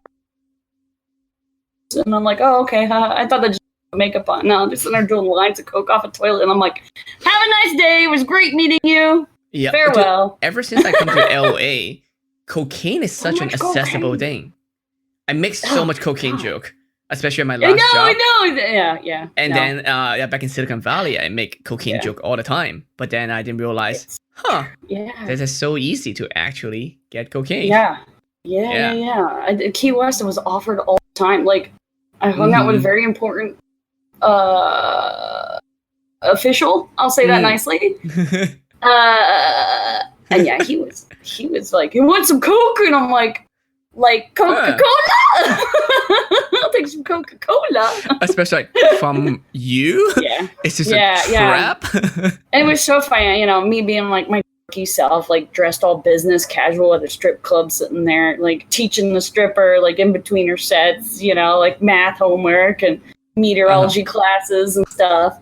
And I just remember once I was sitting at the bar and the guys were like, hey, how much for a lap dance? And I'm like, buddy, you would pay me to not dance. Trust me. Like, and he just started laughing. And I was like, no, seriously, leave me alone. They're like, hey, free tequila, Liz. I'm like, yeah, liquid diet, son. You can pay me to teach you integral and differentiations. Yeah, it was great. I would meet them. It's funny because I was like, all I want is to be fed. So like, I would meet them at restaurants and they'd buy me lunch all the time. And sometimes they gave me more money too. So it was a fun. It was a fun. I'm not a judgment person. It's interesting experience. There's a lot of things I did it for the experience, you know. And now I have Oh, go ahead. Go ahead. I don't know if I said it in the last stream or Mm-hmm. even offline because I do like a little thing after the stream too. But the one time I did go to a strip club, and then it's because my friend's a dancer, so we had to support her. You know, it's actually a bunch of my friends to go together. But we were able to get my friend, a dancer, because like it's a small strip club, right? When there's smaller venue, they can pick the song from the machine, you know. And I was like, hey, my friend, like, can you pick the songs? She's like, what songs do you tip me? It's like, yeah, of course. Regardless, like, whatever song, I'm just gonna tip. I'm here to support you. That's why I'm here in the first place. That's why I'm here. Yeah, and I'm even crashing in her house like a week after anyway. So like, yeah, of course. I'm not gonna. Why not? You're not gonna. I'm not risking you kick me out like in the middle of the night. Anyway, so yeah. We made her pick a song, and then we definitely made it rain, and the audience was super confused because you have all these younger people just like making it rain, causing a blast, causing a scene, but like having a blast. But we got her to dance to All Star by Smash Mouth. Hey now, you're an all-star. Exactly. Oh, you know my favorite. Okay, hold up. My favorite lyric in there. It's just bear with me. I gotta tell you this because it's like some. Oh wait, hold on. It's a cool place, and they say it gets colder. You bundle up by now, wait till you get older. But the meteor man begs to differ, judging by the hole in the satellite picture. The ice we skate is getting very thin. The water's getting warm, so I might as well swim. My world's on fire. How about yours? That's the way I like it, and I'll never get bored. Hey now, that is about global warming. In there, like there's a whole section about climate change. I love that song. I'm like, just awesome. Damn. I have like a weather playlist. It's like rock you like a hurricane. You know, like what's the other one? Yeah. She danced to All Star. It was great, and she came back to me later and said, "Morning, that was the hardest song to dance to. I hate you." It was great, and I think that's the best story I can tell from that like encounter in that situation. I don't do strip club anymore. It's so true. I'm good. I topped it. I've done it. So. Man, yeah. It was a weird time in Key West. I loved it though. I mean, I loved the people that I met there. I hated working there because there was no weather. Surprisingly, and like as soon as I left, a hurricane like hit, and I'm like, well, okay, you know. Of course, as soon as I leave, you know, the end of the freaking world happens. They were shut down a good. 6 of my coworkers, their houses were like unlivable after Irma. Yeah, like it was bad after I left, and I was like. That's a whole journey there too. Do people also go to Key West for? Do kids go to Key West for spring break? Oh God, yes. Oh, so maybe it's good that you're not there anymore because you saw the stories. Oh, that's true. Yeah, that's true. Yeah, and it's spreading it fast too. Because God, yeah, and my family's in Tampa. It's like, yeah, my mom like works at Walmart, you know, and actually that was the thing too. Is like she was a single mom raising me and my brother. He has like Asperger's, so he has a little problem like in society. He works at like Goodwill, you know. And he's going to school trying to take one class at a time. Like he's a good kid.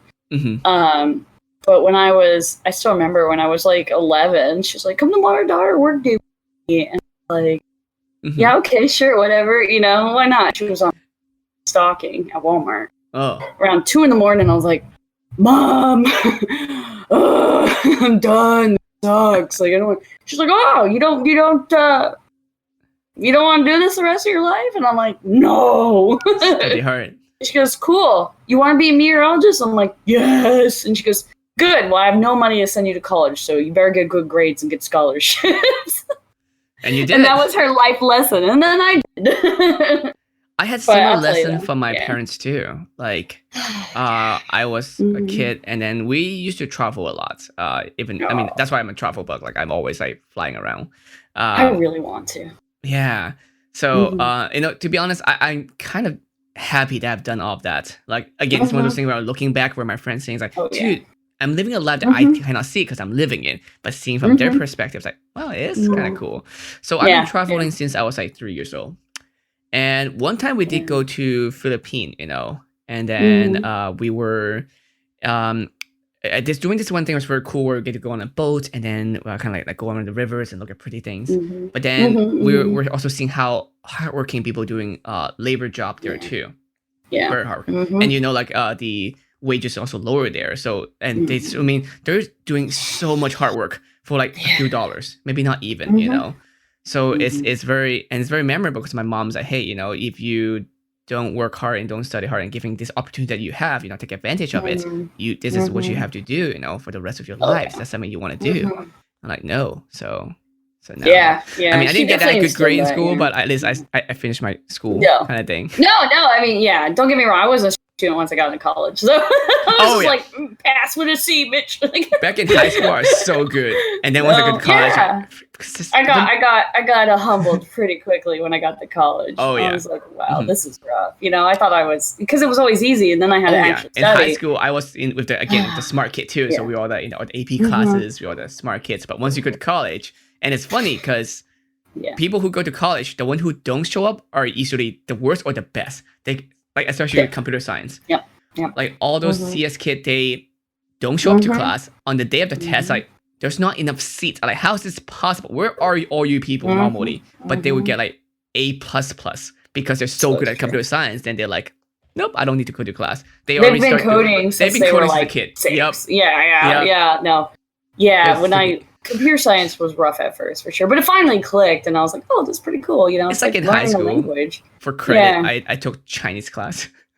I love it when people are like, "Yeah, I program in HTML." I just start laughing, like you have no idea what the hell you're talking about. I'm like, "Oh, great, yeah." No, when I took database programming, like everybody's like, "Oh no, you're gonna get stuck working with databases the rest of your life. Here you go, PHP, MySQL, PHP admin." And I'm like, "Oh God, no!" That's actually what got me in the door to the wire service. I actually built a little database of like tornado tracks. I love tornadoes. It's funny how once you know coding and computing and data entry, a lot of jobs you realize that in some companies it could be automated. Like you hire someone to do this all day. It's like how inefficient people are. Oh my God! And that's funny because sometimes they pay good money too. Yeah. So I guess I didn't mention this, but each weather service office, they have the forecasters, then they have the 2 managers, and then the head manager. Just the meteorology unit. They're tech, repairmen and stuff like that, and the IT guy. But with meteorologists, you have the 2 managers above the MIC, the meteorologist in charge. You have the SOO, which is Science Outreach Officer, and you have the WCM, the Warning Coordination Meteorologist. I am the regional WCM. So I'm the person that handles people in the face and everything else, while the SOO is the person responsible for training and programming and maintaining computers, doing the research, doing the papers.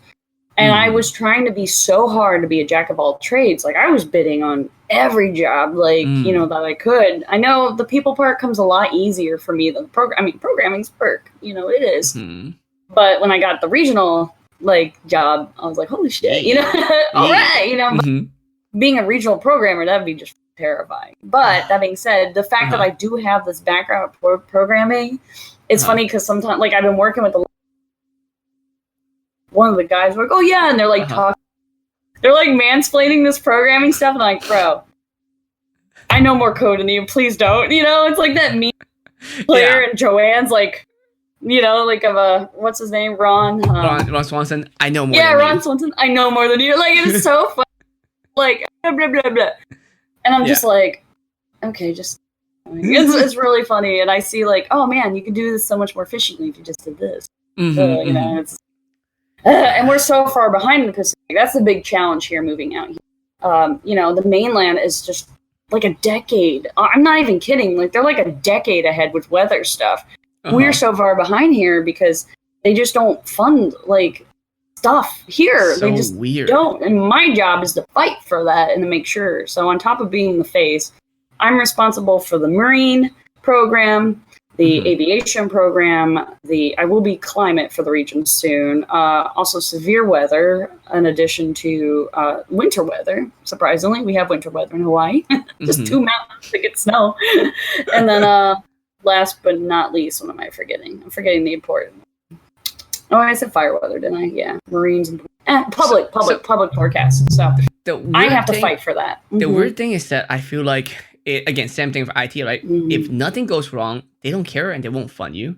So until you're unfortunately, I'm oh, something big happened and there's might be lives at stake, and they'll finally be oh shoot, we need to make sure that doesn't happen again. But we don't learn that lesson until it happens. Yeah. This job has been challenging because I'm the middleman. I get it from the top and the bottom. I'm the one that's supposed to like go and look through these ideas, proposals, and things, and then offer them to the designated offices or places I think they would be better fit, or people who could give me more feedback on this. What do they think and things like that. And also I have to be like, like mother hen disciplinary, kind of like, okay, now you got too much on your plate, you can't start this, or you need to switch gears now, this is a dying project. I gotta be the bad guy too. So that has been weird for me for sure, because the last thing you want to do is discourage somebody who's been working on something for so long to try and improve it, and then you come along and be like, sorry, National says that's a no-go, stop doing everything you've been working on the past 2 years. And it's like what I'm doing right now is like finding a way to redirect that creative energy and to like, hey, how about we get you on the national team and you can take what you've done and improve what they got, It's a lollipop. So, yeah, here's the lollipop. Now take your shot. Science is not a fast process, Some of the stuff there's things that, especially in physics world, like people work in lifetime that hopefully they'll get something. It's not even a promise. They could work 20 years just to prove one thing. And it's always like, I'm getting closer, because you never know when it's gonna. There's no deadline. You don't know exactly, or not deadline. You don't know exactly progress. You don't be like, oh, I'm exactly 80% in, 20 more percent. I'm done. Right. You can't see the light of the tunnel. Yeah, so you can't be like, I'm almost there. So anytime, that's where you get those like crazy scientists in movie where they get shut down, like Spider-Man, and then you just get Osborn kind of situation. It's true. And then like I said, I definitely try to give a lot of people that are under that I'm in charge of validation, be like, hey, great job on that. I'm the kind of person to give that positive feedback. It was kind of like when I worked conventions and I ran like play tracks and stuff. Like I helped everybody else do what they wanted to do, and I was just there on the side like, ooh, look at them all having fun, and then that's kind of like how I feel I am now. But that being said, I still have some people who are like, I mean, everybody has this in life. Everybody has those coworkers where stuck in the mud, they're never gonna change. We can't do new things. We've been doing it this way. Why would we change? Like, and that is like the hardest.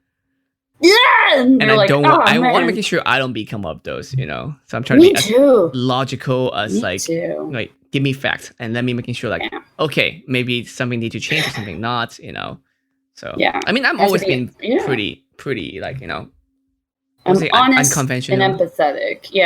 And I don't ever make it like you make like you didn't get back to me on this, too damn bad. I'm like, hey, I understand you're busy and stuff, but next time can we try to do this a little bit sooner? I have people I have to answer to as well. So if you don't get back to me on these things, nothing can be done, And then I was like, you got to look at it from my shoes, It really puts me in a bad spot, And then some people are generally like, oh yeah, I'm not saying like, you need to get back to me next time immediately. I'm not like put my foot down and they get defensive. I'm like, listen, I'm trying to do my best here. I'm new.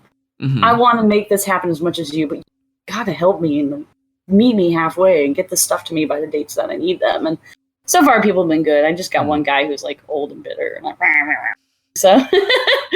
And I have this one last question. Yeah, and I'm like, come on, man. Yeah, go for it. Are you planning to have kids in the future? I know that's not saying right field out of nowhere. No. Yeah. I was thinking because like the way that you talk to people might be it's because it reminded me of like how they like kneel down and talk to kids, say, hey son, like you can't be doing that. That was that kind of honestly, rather it's than, funny like, because. Bam. Yeah, Key West, not Key West. Well, Key West, I was a mess. But when I got to Goodland, I became like mother hen, like in Kansas. And I was like taking care of everybody and everything that was happening. And somebody gave me some advice on dealing with people. And he's like, you're working with these, grown men, and you're this like young hyper girl, and like just think of them as like bratty little kids. And I'm like, you don't say. And I really do. Funny as it, and I don't mean this in a demeaning way to people, but when I start getting worked up and angry, I do think of them as like, like what would you do to calm like a kid down? You know what I mean? Like, and surprisingly, that tactic works very well, in my opinion. You're not dismissing them, you're not making them feel bad, but at the same time, you're gonna put your foot down. I did teach Taekwondo to little ones. Way back in the day when I was in high school. You teach everything, not real life. Yeah, I know. Fuck, you name it. God, but I loved teaching kids when it was that was a huge thing too. So like when I did a lot of the outreach and stuff too, and I love children. I love children. I can't have any, but that's okay. I'm dealing with adult children all the time now. But me and Besto have talked, once we make sure that, his family immigrated here from like Cuba. So he got citizenship when I was 21, I want to say. And his family, they came over here and they've worked their whole life. And my mother, single mom, taking care of my elderly grandmother, and my brother with his fortunate situation, being like on the spectrum. We want to make sure that we've taken care of them and all of their needs and everything else before we even entertain the idea of adopting. So, and that being said too, actually, mentor me in college. If it wasn't for his name is Dr. Rusher, if it wasn't for him, like I wouldn't be where I am today. He really like humbled me and brought me around to like how people should treat each other, and how to be an empathetic, nice person to people and care about them and show interest. And he had 4 and he adopted 8 children. That's like, that's a lot. Yeah. And he adopted older kids and kids. He adopted like, kids from different families and stuff. And like the family was so big and so loving. And like, I kind of had a dysfunctional family, I wasn't the easiest kid to deal with for sure. I was so independent, like I couldn't, I just did what I wanted to do. I always busted my butt doing what I wanted to do, and I was going to do it, and I needed hard. And it wasn't until really like, hitting college and being on my own and dealing with all these other people. Unfortunately, I had a shitty boyfriend too. So that kind of situation really put a lot of things in perspective, I mean, especially when you were growing up, like if you are, you work hard and you get rewarded for it. And then like, cause I am an only child. And then like, as you said, like high school, I was really, really good at doing school and all kinds of stuff. So I'm like, very like, this is my way and that is the way it is because it's working, and that kind of stuff. So it's really hard to humble you down, ground you. Until you realize like, okay, seeing out of perspective kind of thing. Right. It's always been me. I gotta do this, I gotta do this. Like I started working and like I got introduced to like his family and all his kids, and I was like, man, caring about other people is kind of nice. You know what I mean? So like my life and my perspective definitely kind of shifted, and I've definitely become more of a people person in a more like emotional way, which is what makes me good for this job. Because when things get bad, you don't want some like robot on TV being like, hello, so please, you're going to die. I'm going to be like, no. I'm in the mindset, this is what I would tell my brother, or this is what I would tell my best friend, the people I love, this is what I'm recommending they do, sort of thing. Like you bring that empathy in and you can communicate that very well. And if you give people the validation and tell them like, hey, thank you for doing that. I really appreciate you getting back to me. That was so helpful. Dale Carnegie, How to Win Friends, How to Win or How to Influence People and Win Friends or something like that. I can't remember. I remember. Fantastic. I've seen that book before, but I never read it yet. I highly recommend every human being to read it once. I read it like grounded again about like being a kind of person who's helping other people. As long as I'm helping other people, I generally feel purpose. You know what I mean? I like, and with the cosplay and the streaming and stuff like that, that can be a very like in your face kind of thing. You're gonna laugh, but like, much. Oh my God, I hated when I got. I mean, it's a popularity. It's a adult popularity contest that's not in high school anymore. Right.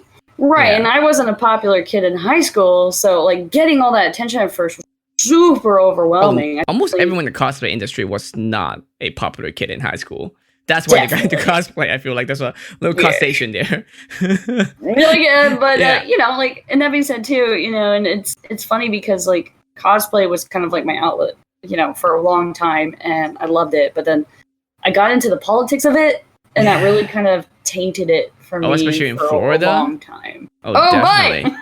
Well, it's funny though. I joke, but there's every community. Like there's a couple troublemakers. It happens. But there's a few locations I know for sure. Florida is one of the big one.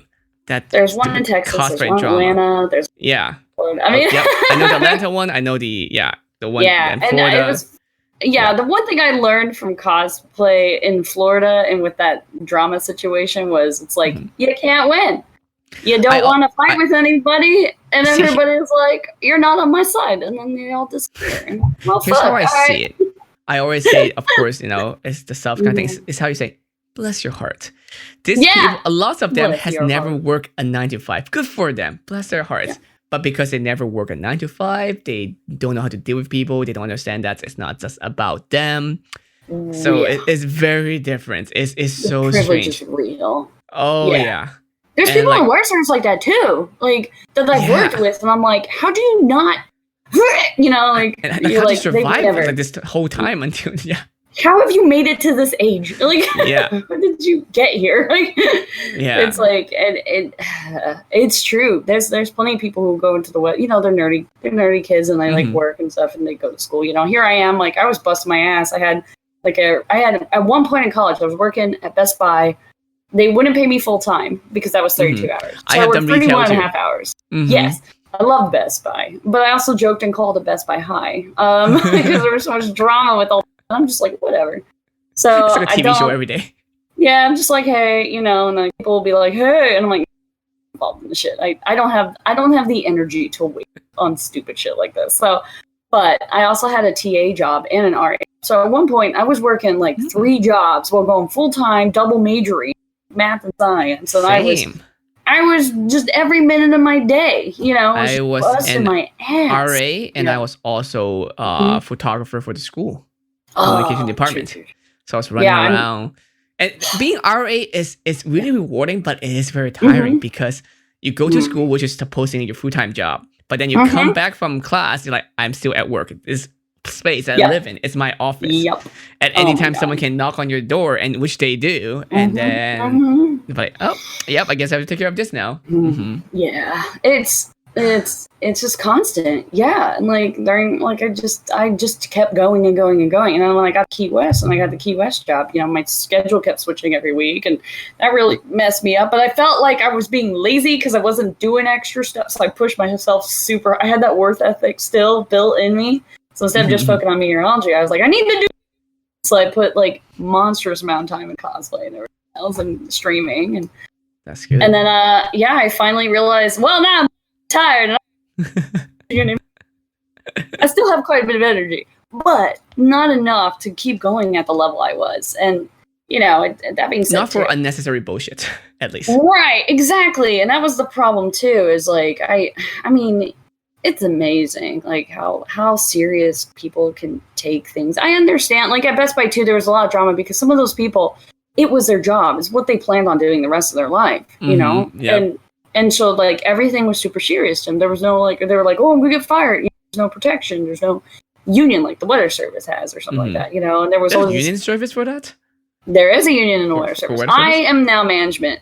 But I can't be in it anymore. But I was in it, for many years. It's pretty cool. Like before I got here, Elizabeth Warren did this whole video to the Weather Service, union after Sharpie Gate and everything. She sent us a video, and we all got the video, and I was like, somebody recognized us, We're important. I know some people hate unions, but I mean, honestly, the union for the Weather Service, there's some compromises that had to be made, but they've done things. They've kept jobs, and they've minimized us going private, which, and honestly, as an economist, there's so many aspects. When it comes to union and stuff like that, people always like, oh, it's because of this and that. But there's so many different types of unions, and there's like good ones and bad ones.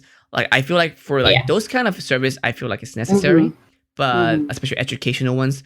But for services like not service, like entertainment industry, it's really weird and very strange.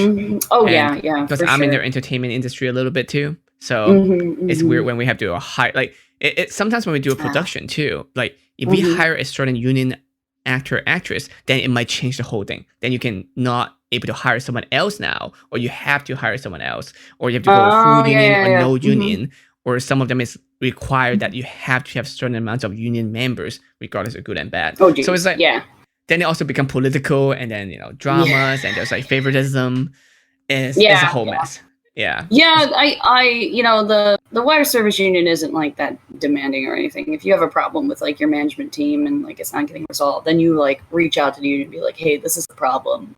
We need to work on this. We need to talk about it. It is what it is. But there's still, it's funny too, because like the parallels between like my career now and like my I guess mini part-time cosplay career, I guess, whatever you want to call it. You still have the people who are like ladder climber kind of people, you know what I mean? Like it's really weird when every industry, yeah, it's funny because when I got this job in Pacific Region, because it's literally like a 4-step jump for me. It's huge. It was a huge opportunity, and I'm still like, how?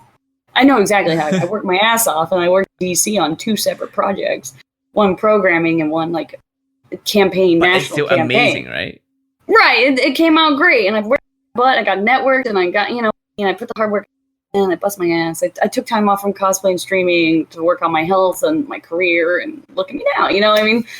I redirected that energy, but it was really funny. Like when I got this job, like it hadn't been announced publicly yet, but my management team knew, and we had this conference that we held, like a little Midwest one. And it was so funny. People were coming up to me like, Liz, it's so great to meet you. Hey, can I use you as a reference? And I'm like, what's your name? Like, who are you? You know, and it was really uncomfortable. And then like one of the lead forecasters were like, huh, you made it big now. It was pretty funny watching all those people try to kiss your ass, and I was like, what are you talking about? And then all of a sudden I was like, yeah, like I actually have influence now, like in, influence, I guess. Influencer in that space. I'm an influencer in the weather space. Now I can make things happen now. Yeah. And I'm glad that I'm doing it on a regional level. And I think it's funny because I was really scared at first, like, oh, am I going to be able to do this? I'm so young. I have no headquarters training or management training. I'm jumping right into this, And Best was like, man, if AOC can fucking get her job, you're going to be fine. He's like, they hired you because they know you're capable of doing it. Like, that's awesome. And you're able to prove it, like, and that's great. I've been kicking butt. It's so funny. So, I've been doing very well in the job, and I really like it. And, even though I don't have those crazy phone calls with lives on the line, well, no, technically I do, actually. Yeah, I technically still do. But it's a different feeling. You know what I mean? I'm not in the hot seat of drama and Radar anymore, which Radar was great. Hands down. I loved Radar. And I definitely plan on going out and chasing. Hint, hint. You're gonna come Yeah. Don't worry. I know what I'm doing. Yeah. just trust me to put your life in my hands. I won't you. I really want to try someday because, again, that feelings, I feel like it's something that I have to experience. It's hard to describe. Oh God, yeah, it's so amazing. I wish every person could experience it. It's just beautiful. It's like as I said, it's beautiful. It's again make you more humble. It's That's what I love about weather too. Ultimate non-discriminator. It doesn't care who you are. Oh yeah, it's good. You up the same as everybody else. Exactly. It's like hi there. I don't care what you are. Yeah. I just wish if there's one thing I could wish for people to do. Just take a couple minutes a day, just check the weather, check the forecast, look and see, is there any dangers or stuff? People have such a passive thing. I know it's simple not being caught with like an umbrella on a rainy day sort of stuff. I mean, everybody's done it. I mean, I've done it, but if people just took that time and paid a little bit more attention, and make a plan too, like in case things do go wrong and what to do so you don't be in that situation. Like what do you have to lose? Just taking a quick look or looking it up. And honestly, I do that on my road trips too. Whenever I have any type of road trip, kind of check how things are gonna be. Like I always have like a winter jacket in my trunk in case, because people drive from California to Oregon or like Washington State all the time. I-70. Yeah, right across. And then you can suddenly get a wind, like a snowstorm, and then you trap. So and it's funny actually because we had like perfect weather. We had a dust storm one day, and then like it was crazy. Like within 2 days, there was no weather, clear sky, no snow on the ground. Next day, it was like 6 inches. Oh yeah. And they tried, and people weren't really paying attention to weather, and they block off all the roads and everything. 20-year-old kid just drove around the barricade and then got lost. And he called 911 and he freaked out, which apparently this is a thing people do. People freak out in these like winter situations and they like take off their jackets and their shoes and they just like leave their car and they panic and then they like freeze to death. I don't know. Like they found the kid, thank goodness, they found him like he was on the verge of death. him, and he had no jacket on, no winter. He like took off his jacket and his shoes, and like what? You know, like people like will go crazy and do crazy shit in winter weather, and it's really weird. I'm actually better in the wind, like when I'm doing things, like, let's say work gigs. I'm better dealing with cold and hot. Cause it's more like because it's more fight or flight instinct for me when it's cold. Cause I would talk to myself like, Martin, you have to move. If you don't move, you will die. Yeah. So I will force myself to move, and in hot I'm just like slowly melting away. But I in cold, know. it's like, move, Martin, move, like, or else you will die. And that kind of really forced me to like be alive. But yeah, no, someone's just right in chat like that's a stage of hyperthermia. Like you do go crazy because actually you feel really warm. Yeah, it's like a pure manic state, and you just because your body tries to feel warm up. Yeah, it's so weird. But yeah, anyway. It's sad. Actually, dust storm like was the #1 killer at the Goodland office. Like actually, because it's so flat, there's not much. Well, so it's funny. Okay, how is Death Storm? How does dust storm kill people? Car accidents. Driving on the highway, they drive through brownout conditions, slam into somebody going 70, 80. Bam. You know, they we not actually naturally go much slower once they see. Think because people are supposed to slow down to like 35 miles per hour. Usually when you're in fog or something heavy. Yeah. What we tell people now is actually our stuff for like dense fog and dust storm. Pull off the highway, far off the shoulder. Turn off all your lights and just sit there and wait it out, because that way, you know, if people see your tail lights on, they might think, you know, they have to go that way and swerve and hit you. So we tell people to pull over, turn everything off, your lights and everything, just sit there and wait it out because of the visibility issues. But yeah, because you turn off your lights so they don't go that way? Right. Like if you're just parked on the side of the road, you can't see. Oh, people think that is a rule. Oh shit! You know, I gotta go this way. And you know, and then they'll like jam into you.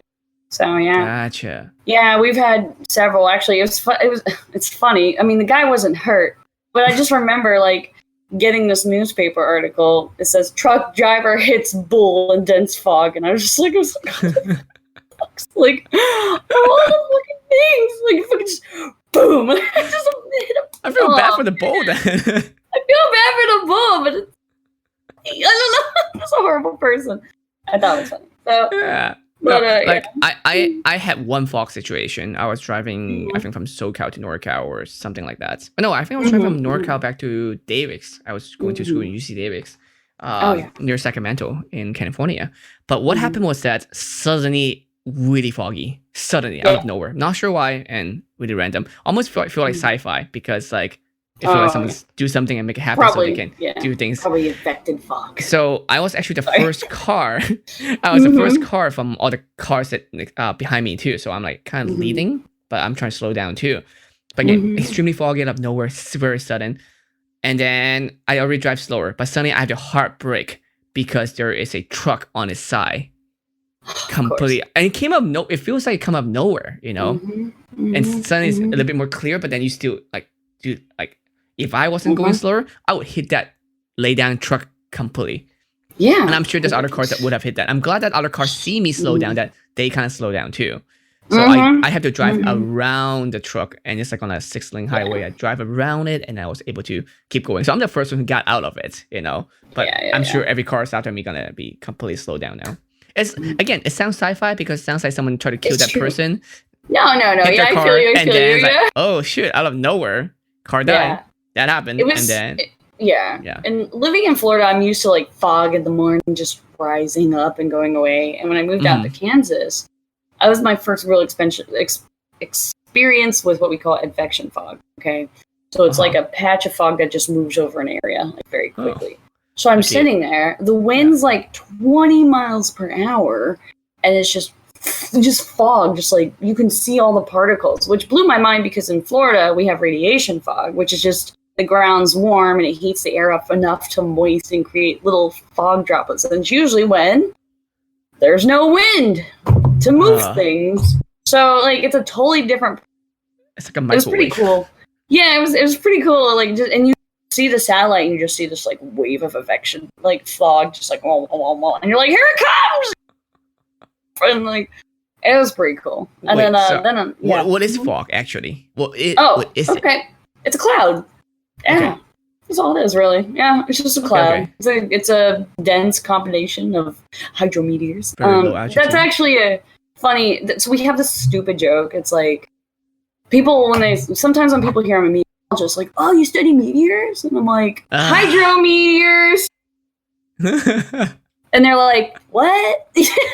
That's like our joke, because people always ask me, like, oh, you study meteors? And I'm like, no. My grandmother kept sending these books on, like, Jupiter and Neptune, and, like, I'm like, fuck? And then it's she like didn't realize radiologist. It's like, oh, you do radio. It's like, no, not radiologists do not do I'm not, radio. yeah. Not being similar situation, right? Yeah. Yeah, and then I also get, what TV station are you on? I get that every damn time, because people don't know. People don't know what the National Weather Service is.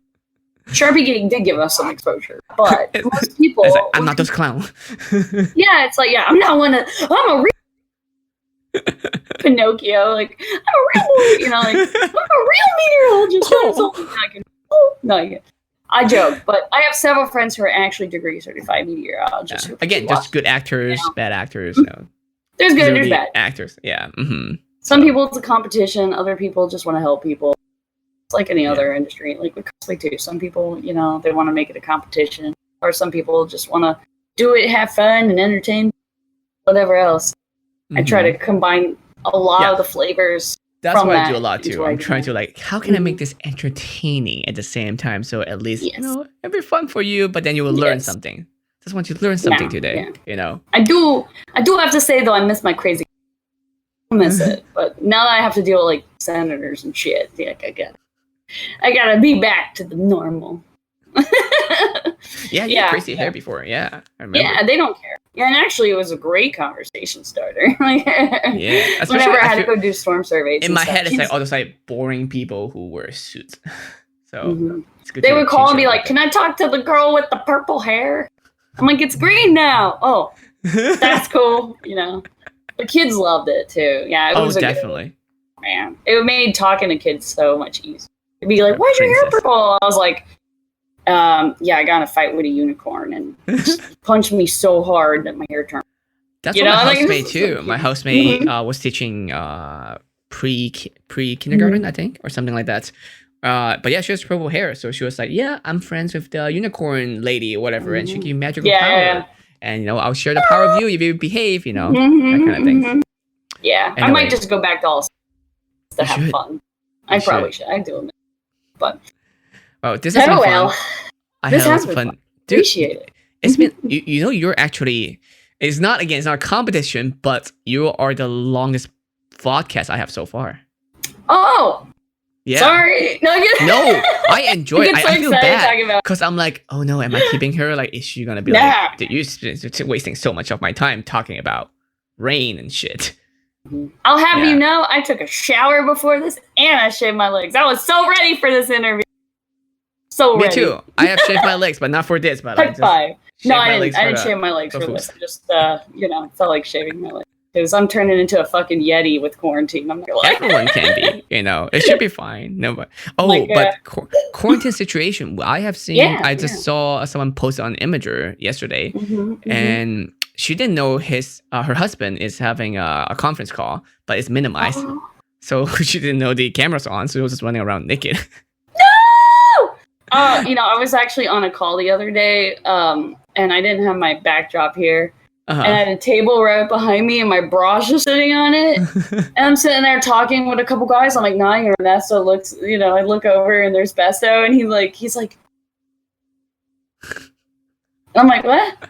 I'm like, excuse me 1 second, gentlemen. And I mute my thing. I'm back. So continue, gentlemen. I don't even know if they noticed, but it was like right there, big old push-up bra, like.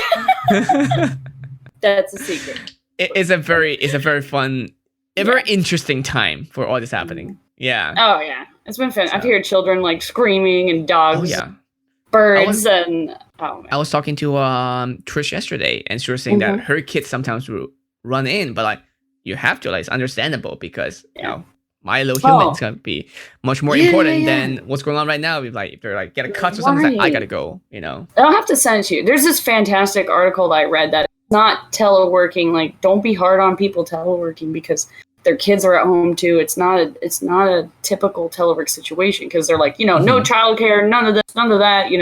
Work only and but people have to take care of kids and everything else. So it was a really nice article, kind of stressing on the empathy side of like how difficult this is for everybody and completely out of the norm. So I just have 2 feral children, and whenever they jump up on my lap, everybody's like, "Oh, kitty!" We like lose the interaction, and we all start showing our animals. Like I saw a post too. They were like, "Don't apologize if your cat show up. Everyone wants to see the kitty." Yeah, it's so true. Every time, we're like, "Oh, so cute," We're like, I summon cats on the stream sometimes too. Like, it's not my cats, but like my housemate have cats, and there's toys I can play with, and they'll instantly show up. But anyway. Again, I don't want to keep you. Thank you so much for being on the stream. If people want to find you or like learn more about you, where should they go about to? That's the. I know you're like debating. I'm like eyeballs crisscross. Yeah. If you like my cosplay stuff, I'm Leaping. If you want to check out my cosplay streaming, Leaping Lizard Cosplay. If you want to follow my weather stuff, I really only use Twitter for my weather. That's a WX Lizard, Weather Lizard. So that's my Twitter weather account that everybody can follow. I have no interest in growing my social media for meteorology. God knows I have enough eyes on me already. But my cosplay, feel free to come by. Dude, it's such a weird thing to balance between the two. Yeah. Like, it's that we do, like, it's not that we can't do both. It's that people from the other industry or other worlds don't understand we can do both. And I know within cosplay, it can be very easy for people to get in that mindset of like, oh, we're all cosplayers, we all do this. But there's actually other people outside who like are really uncomfortable with that kind of industry. And don't get me started on like lewds, and it's like there's also a big, as we always say, it's like there's nothing against what they do, same for like the adult industry. But it get confusing. It get murky in a way that people don't know what is what. So say hello. Oh, hello, kitty. He's like, I want to play now. I heard you say that. He's like, he's not having it. He's like, no. But yeah. So feel free to check me out. But I do talk a lot about weather with my cosplay stuff too. Like, I mean, like I talk about being a meteorologist. I mean, it's your life. Be open about it, But I'm not like, hey boss, check out my latest set, It's not. I do keep it kind of personal because some of my costumes are very conservative, and then others are more revealing. Liberal. Yeah. I'm a moderate, okay? Yeah. More than one way. But I'm actually I now that I have this job though, I'm being very conservative for the future. So forever probably, which is sad, but it's okay. It's weird. It's still like I don't think it should be. It shouldn't be a taboo. It shouldn't matter. Honestly, God, it shouldn't matter. But there are creepy people out there that you might end up with. I mean, as we said, like the weather service should not have anything to do with like politics. It shouldn't. But here we are. I wish people were more progressive in that regards. But it is what it is, and I'm more proud of it than I'm not embarrassed by anything I've done. I'm like, yeah, man. When I'm like 90, I'm gonna be like, yep. Oh, and I was talking to Linda Vampy Bimmy after the stream on Tuesday, and sometimes it's not for. Like most of the time, it's not for others. It's actually for yourself. It's so empowering. That's what I love about cosplay photographers too. It's like you make me feel good about myself. You know what I mean? When they take a picture and they send it to me and I'm just like, wow, that's me. Holy crap! Like, thank you. It's just such a it's such a good feeling. I mean, once I did my first, I was like, oh, this is so cool. But at the same time, as you know. I could care less if anybody ever gets a photo back to me. If they don't like it, whatever. I tell people too, like, when it comes to like lingerie photos or boudoir, it's not sexy. It's not just a look; it's a feel. And for everybody wants to feel powerful, strong, or attractive, and comfortable in your own body. Like yeah. Oh yeah, it definitely helped me immensely, especially being like a nerdy, kind of like geeky person who was like, my ankles are showing, it is what it is. So, but I'm not about to walk into work though, I'll deck out. Hello, boys. Hello. Let's make it ring. Let me tell you about the weather. Exactly. No. All right. I might Well, cross ones. But yeah. thank Thanks you everybody for for watching. watching, listening, or wherever you are. Hopefully, you learned something today because I definitely have, and I had a Yes. blast. So yeah, Yeah, thank you so for much for sure. joining. Thank you for following, subbing, or even joining my Patreon and everything. Thank you so much. fun. You can find me on Modern One Photos. Not so no S. Modern One Photo on most things. So come check it out, and I'll see you all next time, guys. Bye.